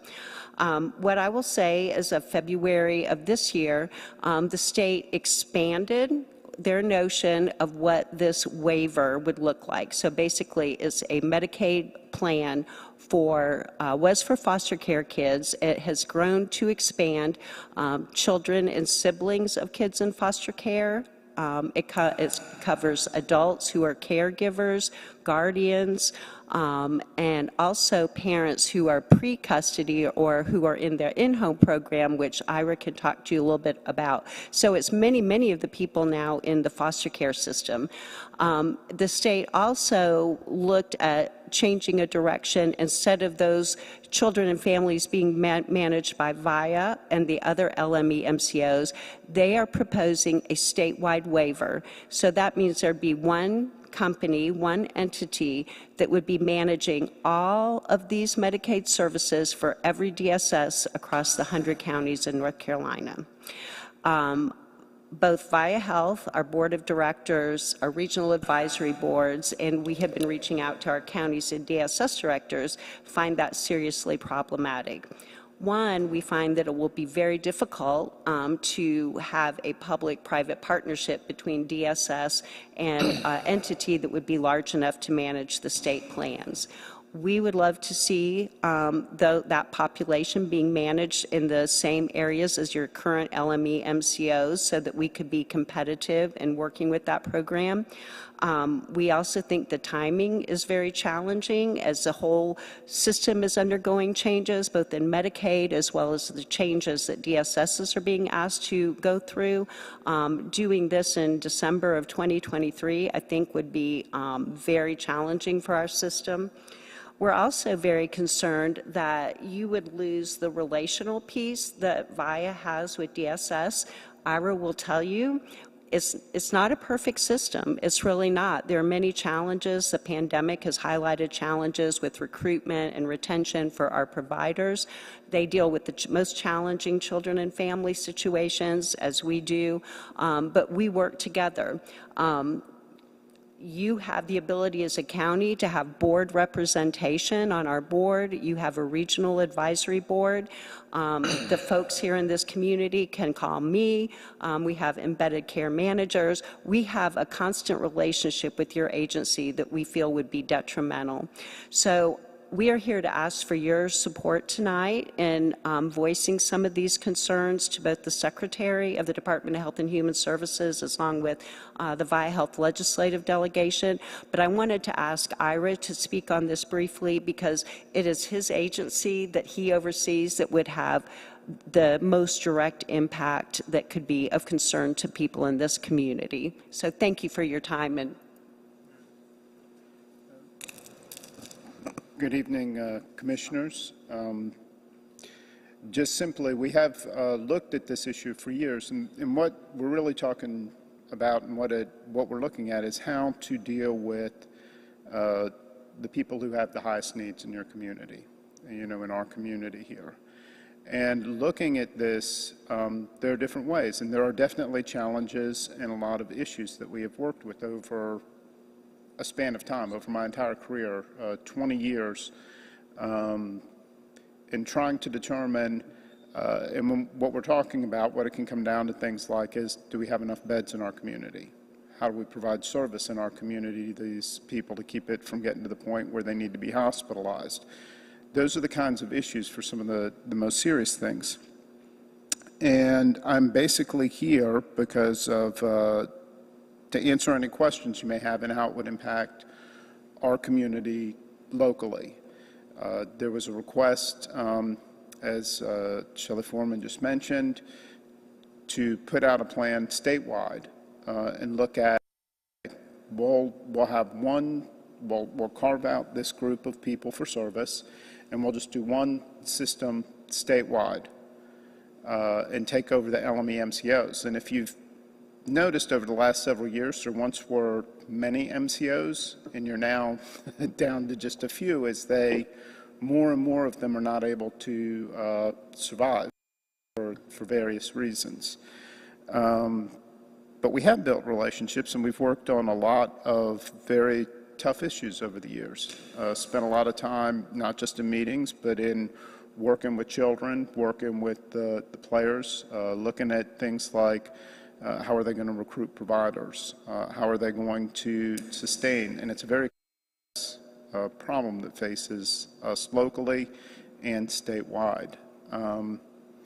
And so I support providing, just in order to handle that, because of the relationships that have been built, because of the work that has been done with people like, you may remember Craig Martin when he came here.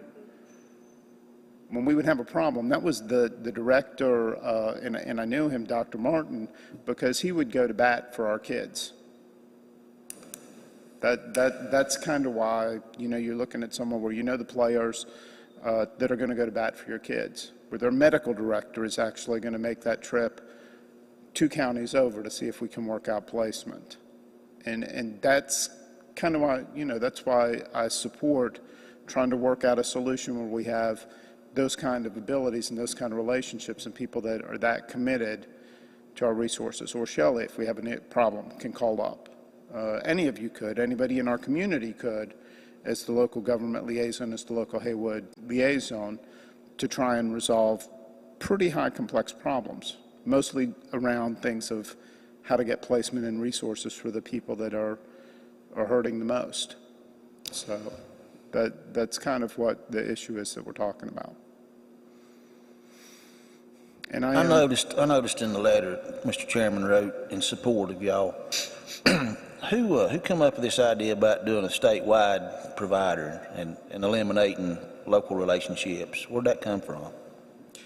It evolved over a period of years. There have been some very serious and very statewide issues. You have, on the social services side, you'll have people sleeping in agencies with kids. Trying to protect the children because there are no mental health placements. So you're all the time, the children will be there, and your social workers will be up all night watching them because you can't get them into placements. And this has happened. It's happened around the state, or you'll be in the emergency room with children, or you'd have great difficulty getting services for the families. The courts might order a bunch of things for families, and then you'd come back and there would be issues. And this happened statewide. So there were a lot of people around the state looking at the way that the system was and saying, you know what, this isn't going to work for families and social services.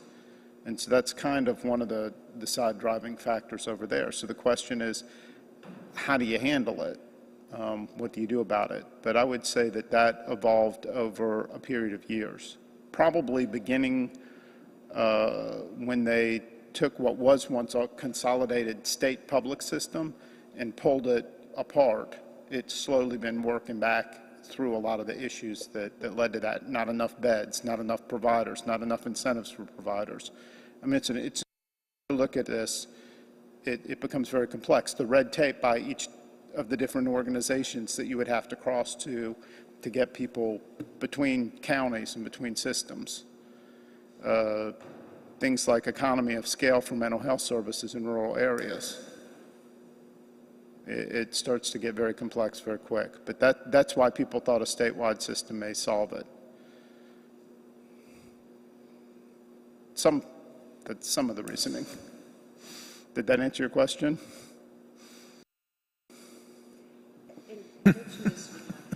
Not really.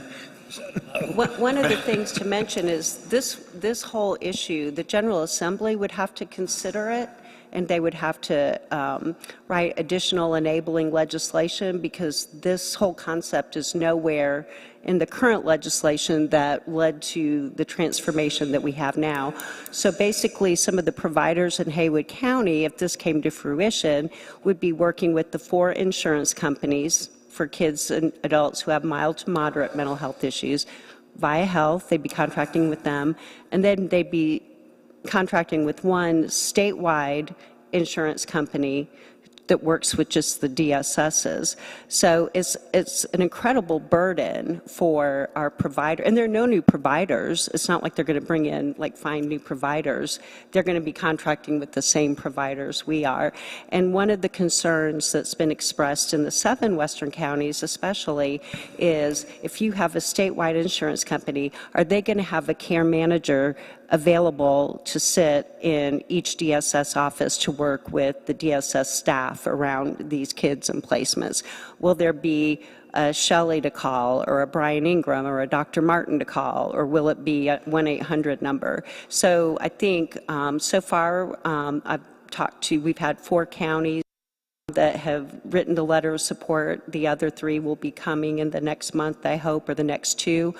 Letters in the next month. All of our DSS directors have supported this, because while we know the system isn't perfect, it's public-to-public partnership that at least has built on relationships and continuing to work to improve services and trying to meet the needs of our DSS partners. So, I guess the reason for my question was I know the letter's addressed to the new Department of Health and Human Services state person that replaced, I guess, Ms. Cohen, but would it do any good if we contacted our state legislative delegation? Could they?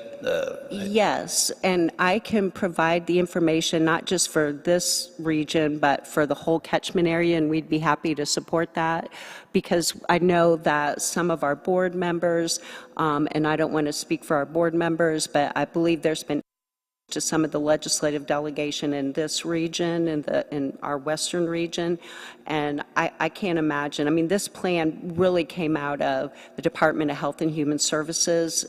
It did not originate in legislation in the General Assembly. It would have to go to them in order for it to even happen, and they would have to write enabling legislation. Well, so we're asking for it to slow down. Let's review this. Let's talk about this. Let's look at different options. So that's basically what we're asking you to support, is just voicing some of these concerns that your Health and Human Service Director, and I think that would impact your county. Jennifer, did you want to make a comment? Yeah, I just wanted to kind of tag on to some things that Shelley mentioned. I think it's very important that we don't allow, or we try to prevent one entity from overseeing this. It's based on relationship, and it's very important for those children, particularly in foster care, to have the right people on their team in the midnight hours, so to speak. And it does concern me that when one large entity takes over, that sometimes that interpersonal relationship, the details. So that's the reason I found it something that I felt like we should get behind. And I've also reached out to some of our state representatives just to mention that, that was as being part of the board, I was very concerned about that. Okay. Well, thanks for reaching out to the state representatives. That's good. You have a question, Kurt? I don't have any questions. I have a very general comment about this type of theory, and at least what I learned early on going downstate, serving on a few boards, is that when it comes to our state, there's a central part that gets a lot of attention, and there's an east and west that gets almost no attention. So I'm afraid that would, if we went with some state-controlled program entirely, that the western part of the state would not get the attention that it needs. And so, just on that general observation over the years, I would probably support this. In a multitude of areas. Yeah, well, almost everything. Yeah. Start saying They actually, when I went on a board down there, were surprised I spoke English. Yeah, it wasn't some type of hillbilly language that nobody understood. Yeah, that's true. Thing I didn't say me. No. Okay. Any other questions? Okay. I entertain a motion we approve item 1 of the regular agenda. So moved. Okay. Is there a second? Second. Okay. All in favor? Anybody? Any other discussion? All those in favor say aye. Aye. Okay. All right. That's unanimous. Thank you.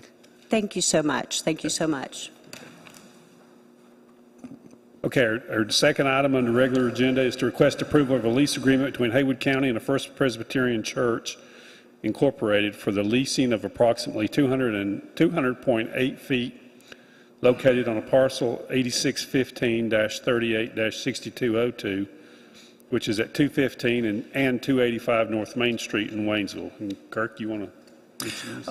Yes, I walk, as you can see on the map, if you turn to the page 3 of this lease, it shows where the Haywood County Courthouse is, and then it shows the leased area in that corner right next to the Waynesville Presbyterian Church. That little area is actually located just on the other side of the guardrail where you go into the back of the courthouse where the judges and the clerk park. It's a little bitty space that was actually cleared out after the Presbyterian Church did renovations. So there was a stormwater drain there that they did away with. And now there's a small spot. And they just wanted to keep that up and maybe put a picnic table there. In this lease, it says no permanent structures, but they wanted some kind of, lawful document that says that they have the right to be there and maintain that little area. It's probably something they should have just started doing and not worried about, but they wanted to do it right. So this is the document we came up with. It's similar to the leases for the convenience centers and for the recreational spots that get leased every year annually. Yeah. And I don't see as an area that the county would use at all. Anybody got any questions for Kirk? Are they using it now? No, they used it. I think they when they removed that storm drain, I think they had to replace it, and obviously they went on or about it at that point in time, but they're not using it right now. It's just been seeded. I mean, 200 square feet, that's 10 by 20. Yes, it's a very small space, believe me. Yeah, 10 feet by 20 feet on the corner of that parcel. Yeah. 200 square feet. I assume there's nobody else that would want that area. No, it connects directly with their property and our guardrail. It's on the lower side of the guardrail. And they're going to maintain it. It'll give Gerald's guys a break from having to weed eat it. How about that? I think he left now. But they're going to maintain it, yes, they're going to maintain it. Okay, so can I have a motion to approve? I'm sorry, did you have anything, Jennifer? No, I'm good. Okay. I entertain a motion we approve item 2 of the regular agenda. So moved. I'll second. Okay. Any other discussion? All those in favor indicate by saying aye. Aye. Okay, it's unanimous. Okay, we'll move to item 3, which is request approval to adopt a project ordinance for the County of Haywood American Rescue Act Plan of 2021 Coronavirus State and Local Physical Recovery Funds. County Manager Bryant. Thank you, Mr. Chairman. In order to use the recovery funds, it's required that the Board of Commissioners passes an ordinance. This is actually the one that's the template that the School of Government provided. This is only for the first $6,052,000. We should receive our second payment sometime in May, but this will allow you to tap those funds. And it goes further to say that this is actually using the standard allowance, if you will. If we could demonstrate we lost any revenue because of COVID, we're able to take a $10 million standard allowance, and we showed that we lost about $1.5 million because of COVID. So we're eligible for that $10 million allowance. This is just for the first $6 million, however. Okay. I got any questions on that? I'll entertain a motion we approve item 3 of the regular agenda. So moved. For a second? Second. Any discussion? All those in favor say aye. Aye. Okay, that's unanimous. And I forgot to say something before, but today is Christian Owen's first meeting back.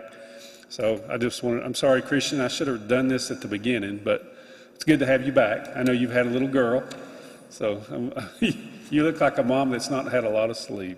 Okay. I don't know if you should have said that. No. That's pretty good, though. Yeah. Well, it's just the truth. I see my daughter. They adopted a child here a while back, and I know the look. It's fresh in my mind. And my wife had 6 kids. So. Your intentions are good, Kevin. That's right. I think you meant it in a good way, right? Kevin, I'm going to bail you out here while we're getting personal. I know somebody's got a birthday today. I was told somebody had a birthday today. Is it a birthday? Brian? Not quite. I'm not eligible for the booster shot, as some people are as well. Okay. Well, the WLS, the reporter was shaking her head when I said that, so I might be in trouble. Okay, so now that I've really messed things up, I'll move on to item 4. The regular agenda is to request approval of budget amendment. Rescue Fund $6,017,774 to accept and appropriate the fund balance. To accept and appropriate the balance of the American Rescue Plan federal funds to be used for a county broadband capital project, public safety salaries and benefits, and educational workplace purposes. Go ahead, Bryant. There's a lot of inter-fund transfers. That's why you see so many items, and they're really interconnected. This item is putting $500,000 of recovery funds into use for our match for either the GREAT grant or the CAB, the Complete to Broadband grant. So $500,000 is going towards that. There's another $5,517,774 that we're using to offset salaries. This was recommended by the School of Government and allowable in the U.S. Treasury's final rule. And so what we're doing is using that to offset EMS, health, detention, and sheriff's office salaries and benefits, which in turn will free up county funds to go towards projects further down the agenda. So the $500,000 grant, that's a match. So that will be the county's match. Yes. You're leveraging funds to stretch it all further. Correct. Yes, sir. Okay. So anybody have any questions on that? And the use of these funds have certain requirements, right? And that's why you're applying them to these areas? Yes. Because we took the standard allowance, we can use it. It gives us much more wiggle room, if you will. And while we put them in salaries and benefits, that frees up county funds to use these other projects or to fund these other projects. If we wanted to take the recovery funds and fund the projects, then we'd follow under the federal procurement guidelines, which are more strict than state.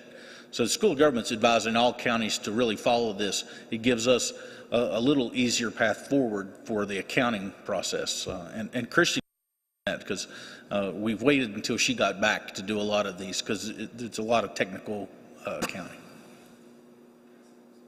And I'm glad you're back, Christian. Maybe that's why she's so tired looking around. Yeah, it's hard. It's hard. Okay, is there any questions?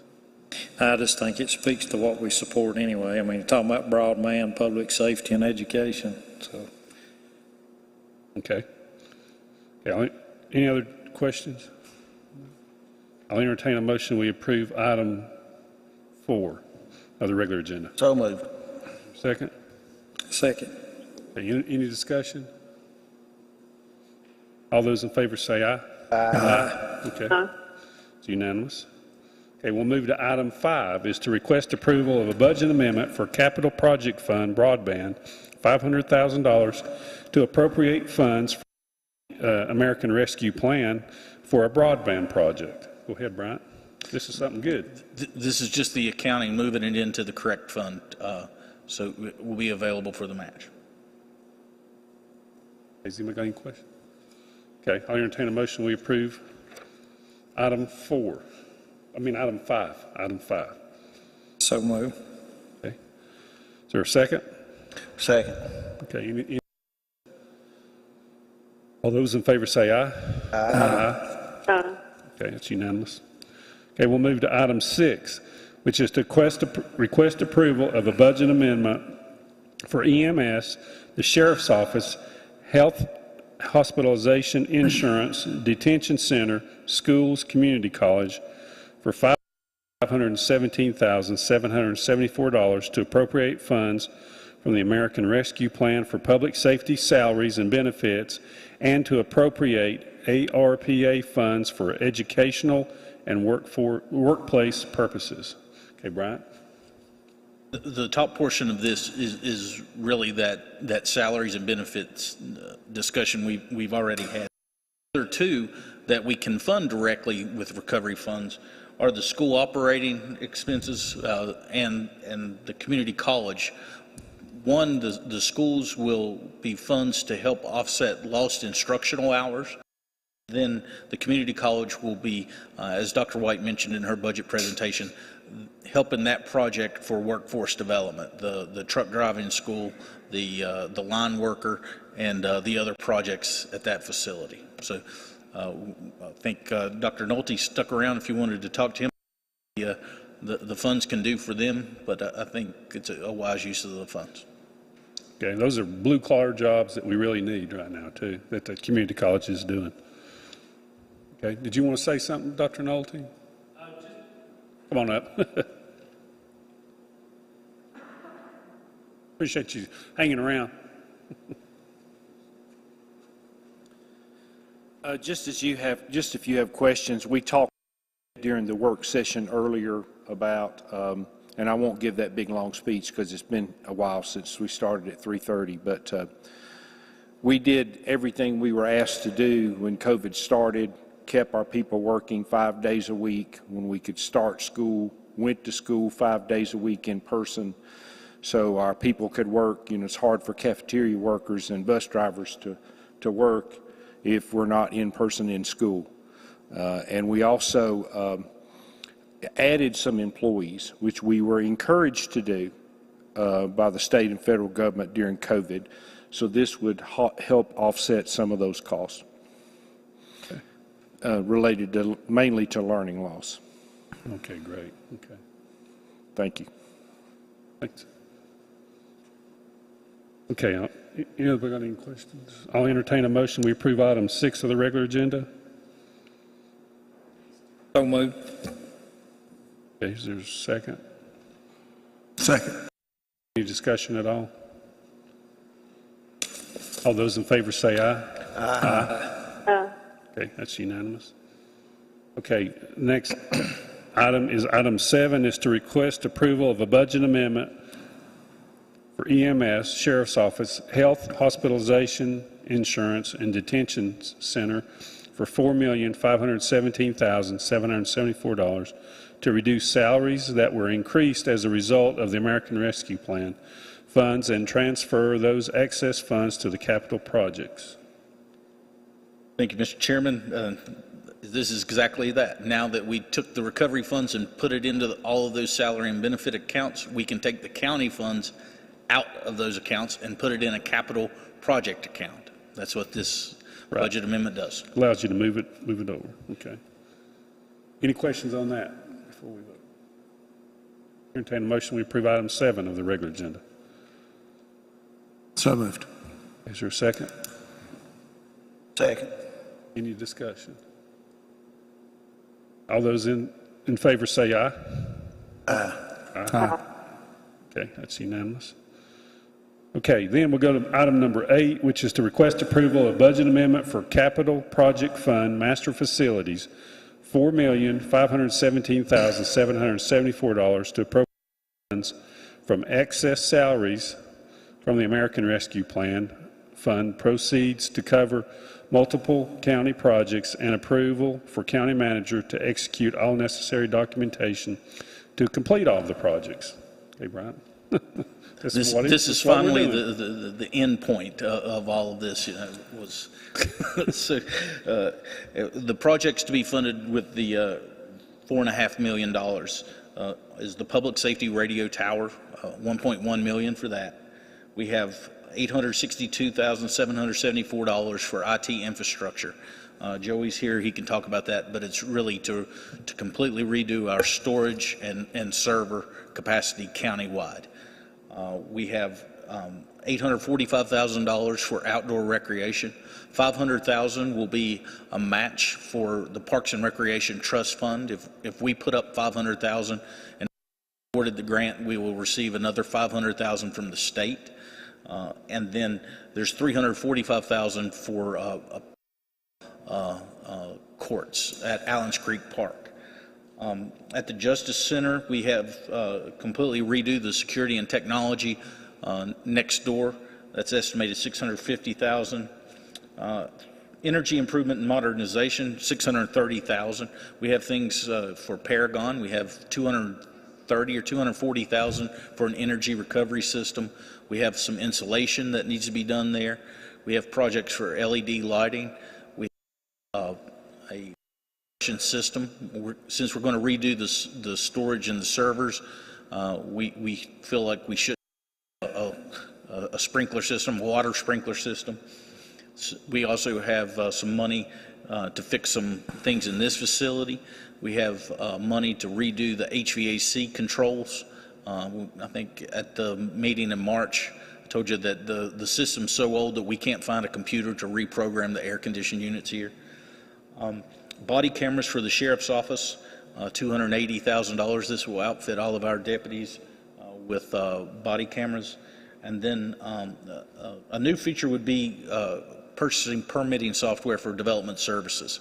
The system we have is really antiquated.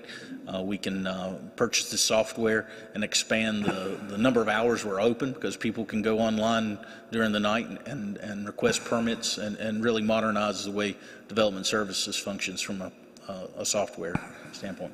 Be glad to have Joey or Tim, anybody else answer questions that you may have about those projects specifically. Okay. Does anybody have any questions?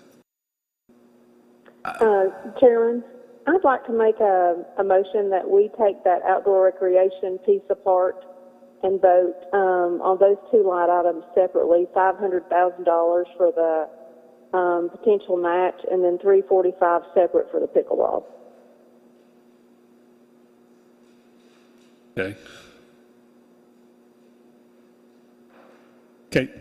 Jennifer, say that. Did you? I know what she said, because I was kind of going to ask a question about the pickleball. What she wanted to do is she wants to take out, as far as the recreational, the outdoor recreation increase of $845,000, she wants to take out the $500,000 for the match, and I guess allow it to go with this, and then she wants to take the pickleball portion out of it and vote on it separately.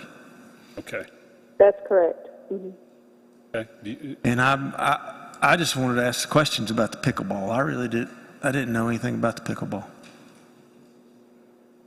I mean, I didn't know it was Okay, Dave, you want to it was something. I mean, I will say this. I was in Clay County looking to go work out, because you can work out in Clay County at they have a Clay County Recreation Center. If you own property there, you can work out there. So I looked down to where it's at, and I was like, wow, it must be open on Saturday. I was a little surprised because there's a ton of cars down there. Well, I make my way towards it because you can see it from the road, and all the cars are parked on the opposite side of the parking lot. I thought they were parked next to the building, but on the other side of that were these brand new pickleball courts, and they had Easter festivities. They were all playing pickleball. There's about 25, 30 people out there playing pickleball. So I do understand about the pickleball because I observed it. And Clay County's a whole lot smaller than Haywood County. So, it's a small county. But at any rate, I mean, I'm not a pickleball enthusiast, but I do know that there are people out there that are. Thank you. And I certainly don't want the pickleball people to be upset with me for pulling this one out, but I guess my concern is we do have other pickleball court facilities already in the community. Waynesville Parks and Rec has a pickleball court that's open every day, and there are pickleball also available at Lake Junaluska. And so I just want to, I'm hesitant. I feel like we have other needs in the county where we could apply this $345,000 instead of adding to something we already have. Okay, Dave. Okay. These pickleball courts are slated for Allens Creek Park. We had property that was a good fit for these courts. This would be the only outdoor ball court in the county. The rest of the courts are indoors, so this is the only outdoor pickleball court that would be available to the citizens. When we did the community surveys, the one constant that we had at each of the listening sessions that we had in the county, had folks there who were pickleball players who came there and expressed their desire to see, an outdoor facility created here in Haywood County. And one of the things that we, when we talk about Allens Creek Park, that, making it a destination, it's a little bit out going up there, but it's a great neighborhood park. And this creates a destination where people can go and enjoy that. And there's a playground up there. There's a lot of open natural space and a walking path around there. So with the pickleball courts, we're slated to get, 5 to 6, plenty to host the folks here in the county, but we'd also be development driver as well too, to where we could host tournaments in the warmer months as well too. So we were looking at those aspects, to have a new amenity that is a growing in popularity amongst some of our folks. A lot of the folks who are playing pickleball are a little bit more my age group, and the 50 and 55 and above, and Park, we're doing something for youth, and we're adding something, that for amenities for the senior population that is really growing in popularity. David, I've never played pickleball myself, but I know on the survey that we sent out, it was way up on the list, which is surprising. I don't know if you want to speak to that or not. On the slide, if we could get the slide, I could actually show you what, the pickleball that was up there. I don't have it in my memory. But it was popular. But can you load me up? Isn't there a lot of older people that play that? Yeah, it is a game, because it's a cross between tennis and ping pong, tabletop tennis together to make this. And I'm looking, I'd like to go. Ian is, hosted pickleball, for the county for a number of years, and it was a popular thing that we did for a while. But then we started replicate services, because the indoor service would be provided by the town of Waynesville. So that's why I said, okay, we'll do outdoor, since indoors that's already been accomplished by the municipalities. Okay, then, Ian, did you want to speak to it since you're our recreation? Do you have a thought? Well, Bryant, is there a way to do what Jennifer has requested? I think if that's the motion, we can certainly accommodate that. Well, I don't think it's been a motion yet. Did you move to do that? You just made the suggestion, right, Jennifer? She made the I motion. made the suggestion for a motion, yes. You made a motion? I missed that part. Okay, so there's a No, I motion made on the a floor suggestion for a motion. Okay. Well, okay, wait a minute. So let's don't get sideways. So does anybody want to second Jennifer's motion? I'm not sure I heard what she said. Well, no, Can somebody repeat the motion? I'm having a hard time hearing. She's moving to remove the $345,000 that's going to pickleball from this budget amendment and vote on it separately. Take it out from the rest of this. To allow the remainder of the budget, but remove that portion. Did I understand that during her motion that she was concerned, Jennifer, if you might want to repeat it, are you concerned about overlapping services? I just want to make sure that we're very mindful of how we allocate these dollars. These are once in a lifetime, one and done. These are once in a lifetime dollars that, in my opinion, should be set forward for one and done projects that will not perpetuate cost in the future. And in this particular situation, because we're not going to have the opportunity to have this type of dollars come to our county again in the future, I just want to make sure that we're being very mindful of the $345,000. It's the only thing that I really had question with, because I feel like we already have those courts in the area. I understand it's the municipalities that are overseeing those, town of Waynesville, and the courts that are at Lake Junaluska. I want to say that the courts that are at Junaluska, maybe I'm incorrect about that, but I just feel like for $345,000 of taxpayers' money, it would be nice for us to use it for something that could serve a greater population. I have no trouble with the first $500,000 that goes to the outdoor recreation and to the potential of the match grant. It's just the $345,000. And again, I don't want to make the pickleball people mad at me, but I just want to make sure that we're being very mindful of how we allocate those dollars. Okay. Okay, so does anybody want to second her motion? I'll second the motion, just for discuss, to open it up for discussion. Okay, so you're going to second. Okay, so go ahead. So now we can have a discussion. Yeah. Go ahead, Ian. Yeah, just on the pickleball courts in the county, these would be the only dedicated courts, both indoor or outdoor. We have pickleball courts, they're just taped on floors or lines put down in a multi-use space. So it's adding another burden onto gym space that already exists in the county.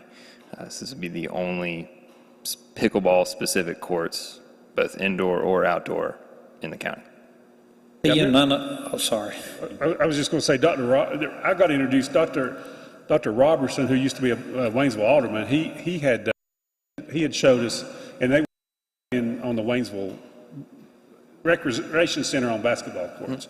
So I'm a little bit familiar with it from that, but I guess that's inside, but this will be the only outside courts? Yes, these would be. That are just dedicated for pickleball, not. And they wouldn't be constrained to any sort of hours with the Waynesville Rec Center, with other uses of the gym, whether that's our use or the town of Waynesville Parks and Recreation use. They have limited hours on that. Be open with park hours, so sun up to sundown, and would not be constrained by any other programming that would take place, because it would just be for pickleball. So you're proposing the 345 is going to provide the county with one pickleball court, two pickleball courts, three, four, maximum of six. 345 will do 6 pickleball courts. Mm-hmm. What's the construction material? Is it asphalt, the construction material? Yes, it's an asphalt-like. It's very similar to a tennis court. Tennis court, okay. In construction, yeah. Okay. And who do you propose would be overseeing the tournaments that you mentioned? Overseeing the tournaments, it would either be ourselves or an entity that would host the tournament, and we would just let them use our facilities. and the TDA. Kind of like baseball or travel baseball or something. Yeah. I mean, do you have bids on being able to do 346 for 345, or is just, I mean, where do we come up with the 345? You want to answer?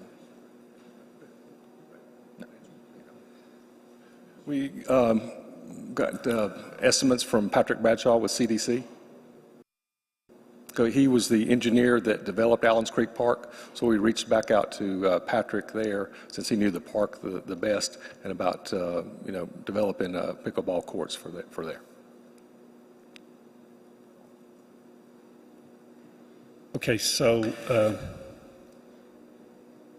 Is there a rush to do this? I mean, is this something that has to be done this evening? well, What's the deadline? The funds for the Parks and Recreation Trust Fund grant are sort of timely. Well, that's the 500,000. The 500,000, correct? I'm talking about the pickleball courts. It's not No, time sensitive, no. no, there was no time constraint on it, as there is with the Partif grant. So if we vote to pull it out and we vote to not do anything with it, what's the time frame on making this decision on the pickleball if we decide to punt it to the next meeting? No problem? There's We get more information? Yeah. do you need it in the grant to show that we're supportive of it or not supportive? No, the Partif grant is just for the bike park. The pickleball is just a standalone project. It's not dependent on Partif at all. No, it was just something that we're doing internally. I think we can separate it. Yeah. Okay, We need to go ahead and approve the 500,000 so they can have Okay, the pot but- for the grant. Vote on Okay, Jennifer's all right, motion. so wait a minute, but we need to approve everything taking it else. out. Oh, Yeah, that's what we're discussing, and then you got to take a vote when we're ready to take a vote on her motion. okay, so y'all ready for that? Well, I'd just like to see the plans for the facility. I don't think it's a bad idea, and I like recreation. I just want to see the plans. Is it gated? I mean, do we have a fence around it? I want to see more before I say, let's spend $345,000 on the pickleball courts. All right, so let's back up one more step there. Okay, so these were funds for designing, construction administration, and construction. Okay, so we have an agreement with Patrick that is not signed yet, waiting on the commissioner's approval through 345. So we've not went through the design phase at all. Okay, we just have the agreement to do the design, and that's where we are with this right now. Okay, we've not so for us to get to a design part, then we're going to have to approve a portion of Patrick's agreement to get there to design and do the layout. Does that make sense? Yeah, Okay, and so I'm that's thinking that if we could 345 get the agreement, the proposed agreement to review, and then we could vote on it next time. I mean, It's just a construction agreement, but it doesn't have any of the schematics, design, or anything in there about the park, because we hadn't gotten that far yet. Okay. Okay, I'm saying we hadn't signed the contract to do the design. We don't have the design yet. Okay, so his design fee for, I think, those two aspects of designing and layout was roughly about $34,000, somewhere in there. But we had not gotten that far. This was part of the steps that we take. Here's the money, then we go after the contract and work from that way. So for the purpose of this meeting, it's not going to hurt us to vote on the motion that's on the table, right, and then wait, or? Vote.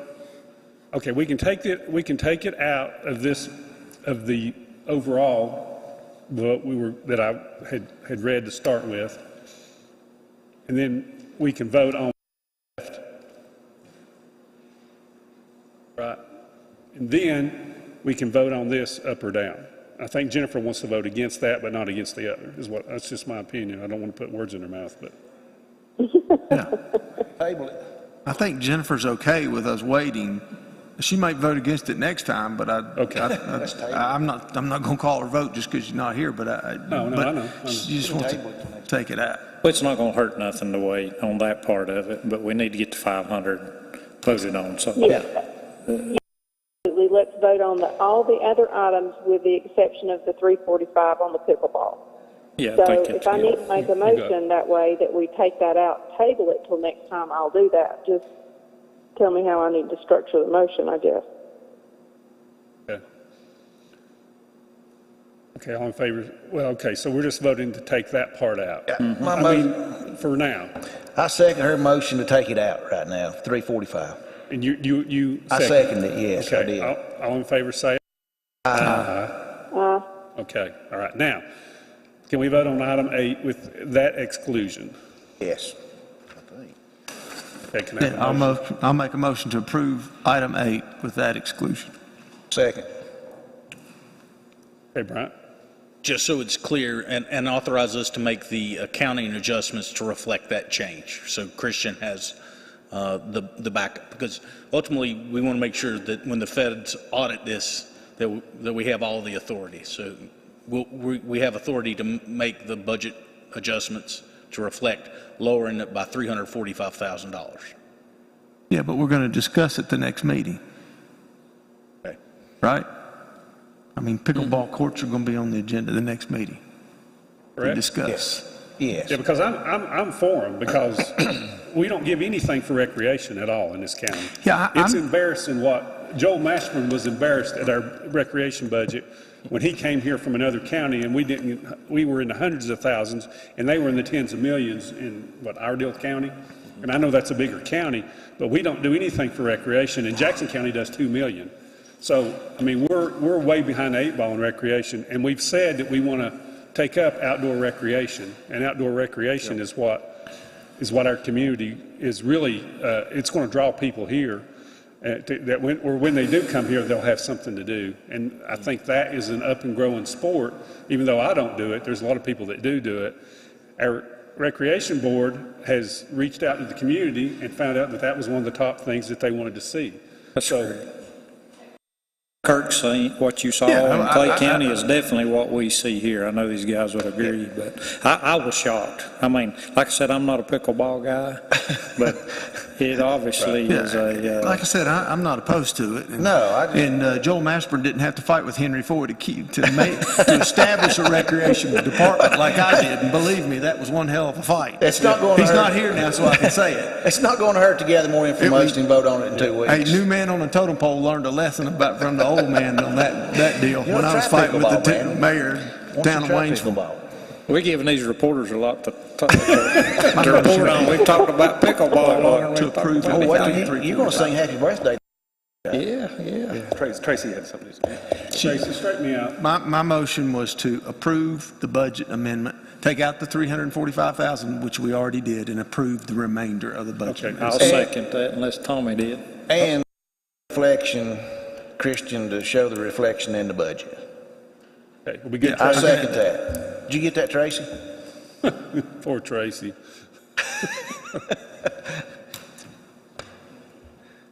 Was that good? Can we go ahead and vote, Tracy? Okay, all in favor say aye. Aye. Okay, good. Okay, now, is that good? You want me to just move to approve your application so you don't even have to say anything else? You got a whole PowerPoint? I'm perfectly okay with that. If the Can board we is okay vote with to that. remove the PowerPoint? I don't want to put anybody in a pickle about this situation. Okay. All right, wait a minute. If you want to go through the, this, we can, but if you want to shorten it up, Commissioner Kirkpatrick, whatever you want to do. I will second your David. motion. Yeah. All right, next order of business is item 9 of the regular agenda. Request approval to apply for the North Carolina Parks and Recreation Trust Fund grant application for a Haywood County bike park at Francis Farm. Go ahead, Dave. Welcome. Good evening. So, going from pickles to, lemon to lemonade here, But, this is, lemon to lemonade, maybe a better adage would be to take one person's trash is another person's treasure. And, taking the county's trash and making a bike park out of this is a interesting thought that started when we started on the project back in 2008. Mark Cathy and Dave Pasco, we were out there, and Dave Pasco was an avid bicycle rider, and he goes, you know what, looking around out there, he goes, one day, this might be a good place to have a bike park. Always kept that in the back of my mind. Lo and behold, after Mr. Mashburn comes in, get Bryant Moorhead, who built a pump track down in Gaston County, and he goes, you know what, should consider doing this down there as well too. So out of these suggestions from far and wide, we have decided to apply for a PARTIF grant, which is North Carolina Park and Recreation Trust Fund. They have an application process every spring for grants. This year, what makes it even more attractive is that it used to be a percentage match. Now it's dollar for dollar. However much, how many dollars you put up, that's how many the PARTIF will grant back up to $500,000. Okay, so the picture is a little bit dangerous. This was the Francis Phillips. It was in its transformation phase from the CAP project. I am off. Okay, so just to go back over, what we learned from the master recreation study that was done, the natural service trails, pickleball, paved trails, camping sites, bicycle pump track, community garden, climbing wall, accessible playground, amphitheater, and adventure activities were some of the preference of the exercise summaries. Summary, 1,660 individuals, the county, remember that. What do they prefer? Hiking, different fitness activities, swimming, pickleball. Added to one of the things they wanted to do, add greenways, expand parks and open spaces, add more public restrooms, add picnic area, and lighting at other facilities. Other things they'd like to see: greenway trails, pickleball courts, sorry to keep hammering this away, disc golf, tennis courts, recreation center, and bike trails. These were the top things that they were looking for: jogging, walking, greenway, hiking, bicycle, nature-based activities. So a pump track is a circular track, different berms, ups and downs, that bicyclists can come on there and pump around using little motion of the pedaling. So the pump track on the upper left is the one that Mr. Moorhead built when he was in Gaston County. The other one on the lower corner is one that will be similar that we're proposing in Haywood County, a little bit smaller, a little bit in between those two. So these are the amenities that the Francis Farm Bike Park would have. There'd be parking, picnic pavilion, restrooms, playground, or perimeter walking, paths, pump track, skills course, and track trails. A bike park pump track will be between the sizes, as I mentioned, in Gastonia. The target is a little bit above 10,000 square feet. And then one of the things that we're aiming to do with the pump track is there's a Red Bull Challenge series that they have with this, and then building this with Velo Solutions and McGill Associates, who are helping us with the design of the master plan for Francis Farm Bike Park. That's the idea, to be able to attract national events here to Haywood County. So it's a good amenity for the citizens and also be a tourist destination as well too. David, you might want to speak. How many people out like that? When Ian and I were talking to the pump, that would be between 1,000 and 1,200 people per event will be here on the events. We are going down, and the Gaston County has one on May 21st, and we'll be attending that as well too. So in addition to the pump track, we're adding a skills course in single track trails. For beginners, the targeting skills course similar to the Bentonville at the top. You can see that this is where children can learn to bike ride in safety, not being on the streets. They're all contained inside the park. And then there'll be traditional mountain bike trails going around the Francis Farm landfill. So remember the price tag for that over at Allens Creek, Glance Street, future bike park improvements, 1.8. We're probably, by the time with, as you mentioned, construction and supply chain issues, it'll be closer to $2 million once we got our final construction documents completed. And since 1994, North Carolina Park and Recreation Trust Fund awards matching grants to local governments for parks, public beach access improvements, and state park. The statewide program helps local government reach their park and public access goals to improve the quality of life in their communities. To complete this project, Haywood County Recreation will apply for a $500,000 grant from the Park and Recreation Trust Fund grant part of. The county will match the grant with American Rescue Funds. The time when we were doing this, now that we've switched that around, that would actually be, matching it from the general fund. Remaining funding will be made up of private, public, and corporate donations as well. And here's the site plan. Mr. Cathy, if you want to come up and explain the site plan. I know that y'all saw Mark the other day in a white shirt, but but this is his normal attire. So thanks for hanging in there with us, Mark. Can you see that one? Thanks, David, for the great introduction.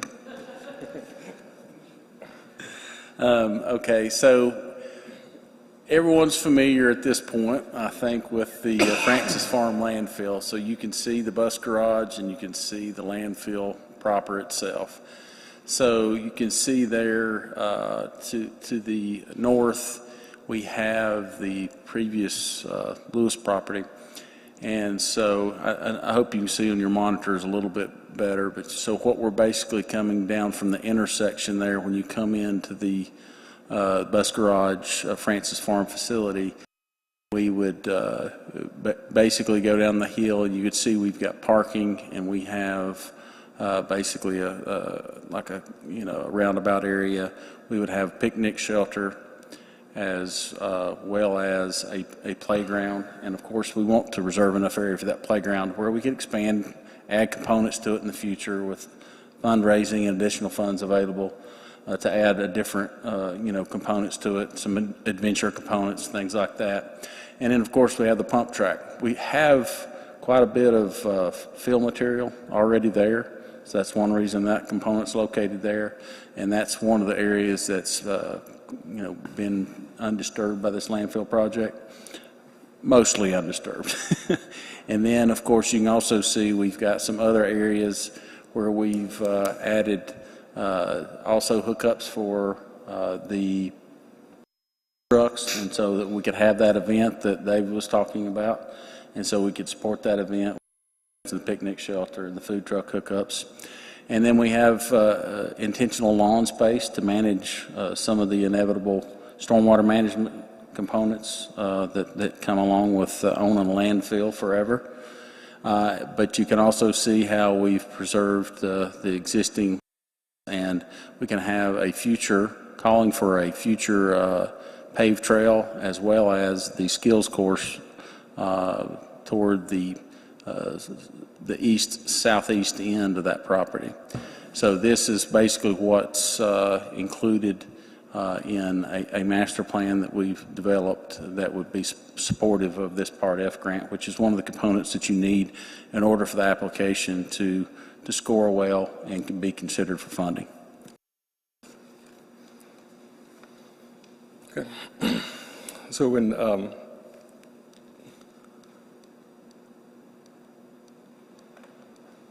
and that buffer was what we were required to buy because of the landfill. Yeah, and we're not doing it. Yeah, so when we found out the extensiveness of the plume that had went out, that leaked out, it had leaked out onto the Lewis property. So we acquired the Lewis, and we still needed the buffer properties due to mitigation. So we bought called the Shelton property, and coming on around the Stevens property. So we created a buffer, but it allowed the county to get out of the notice of that had occurred from the plume, and also for the gas migration that our gas readings at the property line were the roof, but more or less. And so moving that line there helped those gas situations. And now that we've completed the cap on the landfill, those gas issues are no longer an issue so far. So like that. So in closing, the proposed Francis Farm Bike Park will provide a wide variety of spaces to promote activities pertaining to outdoor recreation. It will include areas for biking such as pump track, bike skills course, and a half-mile walking path. These are also places and other types of outdoor activities an adventure playground, picnic pavilions, and open space. To promote social activities, an area for food trucks and other events, as Mark mentioned, will be available near. This open space also offers an opportunity to program events for the county. Coupled with the opening of Chestnut Mountain this Friday, brings Haywood County in forefront of outdoor recreation for our citizens and for destination tourists. So all those things that, that people preferred from that survey, not all those things, but all the things that were pertinent in the top of the survey request, we've hit with this one project. And we know we're not going to be able to do it overnight, and it's going to take phases to get this done. But this is a long-term investment that I'm happy to see that that we're getting somewhere with our outdoor recreation. We've turned a piece of property that's taken, and here's a chance for it to give back for many years down the road. And so it's been exciting to see. As I was here however many weeks ago and said, exciting to see the closure and wrapping up Francis Farm. And here's a new chapter. Here's a new chapter that that we're going to be able to give back to our citizens for a long time, and that's pretty exciting to see. Finally, the Rec Advisory Board approved applying for the Part-F grant at their last meeting as well, and fully supports the Part-F grant. So, thank you. Have I got any questions for Dave? I guess there's no way to connect these paths. I see some of the paths they're not connected, like I noticed that too. There's no way to bike all the way around or walk all the way around. It's topographical challenges, basically. There's a safety concern right there when you come into the facility. It's almost impossible to make that connection back. Plus, it's still used as the bus garage.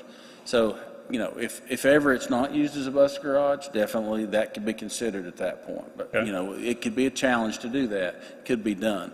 But right now, with the bus garage, it would just be, I think, looking for a problem. All right.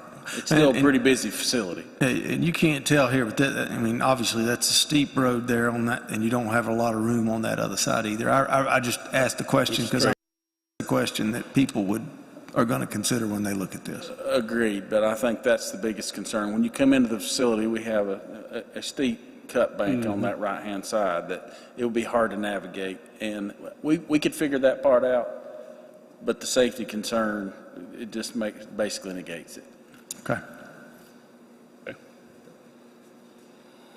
I know, being on Commissioner Rogers are on the Solid Waste Committee, and I can remember 4 years ago this was a dream, about this wasteland. It's basically lay-by ground. It's just there as a buffer, for the landfill, and so it was talked about 4 years ago, and use for that property. There's not a lot of do for it, do with it, to provide some kind of outdoor recreation for that piece of property. Dave, do you know how many? I noticed you got 0.5 miles on the paved walking path. Do you know how the length of the natural surface trail up to the turnaround and back? Do you know the length of that? It's going to be close to a half a mile or just a tad longer. What? A half a mile or a tad longer. Longer, okay. Yeah. Mm-hmm. And longer than that, isn't it? Looks longer. The paved. You're talking about the paved or the natural trail? So the natural surface. Oh, the natural surface. The natural surface is going to be much longer than that. Yeah. The natural surface is going to be over a mile. Over a mile. Part of that's going to depend on, right now You didn't come up to the mic, Mark. Sorry. Right now. Say that again. It's over a mile. Yeah, we're working on over a mile. It's got to be probably. Yes. If the paved is 0.5, half a mile, it's got to be at least a mile and a half or 2 miles. Yeah, we think we can get one over a mile. We're working with LiDAR topo right now. Okay. We don't have actual topo on all that property needed. Okay, so when you make that connectivity, there's some challenges there. There's a couple of ravines over there behind the solid waste garage, if you call it, or where Randy has his equipment for the gas system. It'd be to the left, on the bottom of the bus grade. Yes, exactly. It's hard to point. It's on the south side of that, down there toward the bottom. It's actually shown. That is what's shown, correct? Right here, yeah. We're done with all the grading out there, right? Yes. So why don't you have the topo yet? We still have a little bit of grading to do as far as we need to probably manage some stormwater. The project grading, though, is done. You know, it's one thing that we've talked about is looking at some stormwater management components. You know, we have those ponds out there that, of course, had to be during. How do we manage those in the future? There's still a lot of water runs off landfill. And, of course, those aren't included in the developed area shown either. But we're still going to have discharge from those, and we have to manage those. You know the closest track to Haywood County? You know where the closest one is in this region? My understanding is Johnson City, then Gaston County would be next, and then the one, is that right? Yeah, that's the two closest that we know, yeah. So there's not really anything in Western North Carolina to compare to? There's a dirt pump track over in Hendersonville, but not like this and not to the level of that this one will be. Did you want to say something, Brian? I think we touched on it. I just wanted to make sure it was clear. This is not on the liner or any of the waste, the project that we just did. This is completely off of the big investment we did, just to make sure everyone understood. Just a buffer we had to provide by the state yeah. But not on the liner. That was all I'm saying. Hey, David. When are they accepting and awarding the grants? Do you know? Yeah. When are they awarding the grant? Yeah. My understanding is that the grants are awarded in August. Were or will be? Will be. Will be. And then how soon after, if we're awarded the grant, how soon after the grant is awarded would construction begin, and how long would it take to be finished? We would have to have several months, of course, to design it. Of course, in this case, we wouldn't be designing the pump track. That would be somebody, we would bring in an expert for the pump track, and, you know, in that partnership. It would just be the actual parking and the restroom facilities and, you know, those type areas, which, you know, it's relatively straightforward with the pump track components coming in. So I can't expect that would take, you know, a big couple of months, you know, and there's a lot happening right now and there's lead time, but sure. It should be in a reasonable, you know, manner of time. Okay. Okay. Thank you. Yeah. Okay. Any other questions? Can I call for a vote? Okay. Can I, let's see. Okay. I'll entertain a motion that we approve item 9 of the regular agenda. So moved. Second. Any other discussion? All those in favor say aye. Aye. Okay, it's unanimous. Okay. Thank you. Okay. Appreciate it. Dave. Thank you very much. Okay, so that concludes. We don't have any appointments or closed session, correct? Okay, so I'll entertain a motion. Does anybody have any other business before the board? Okay, I'll entertain a motion. We adjourn. So moved. Second. Okay, all in favor say aye. Aye. Okay, we're adjourned. Everybody be safe out there. Thanks, Jennifer. Appreciate you. Thank you.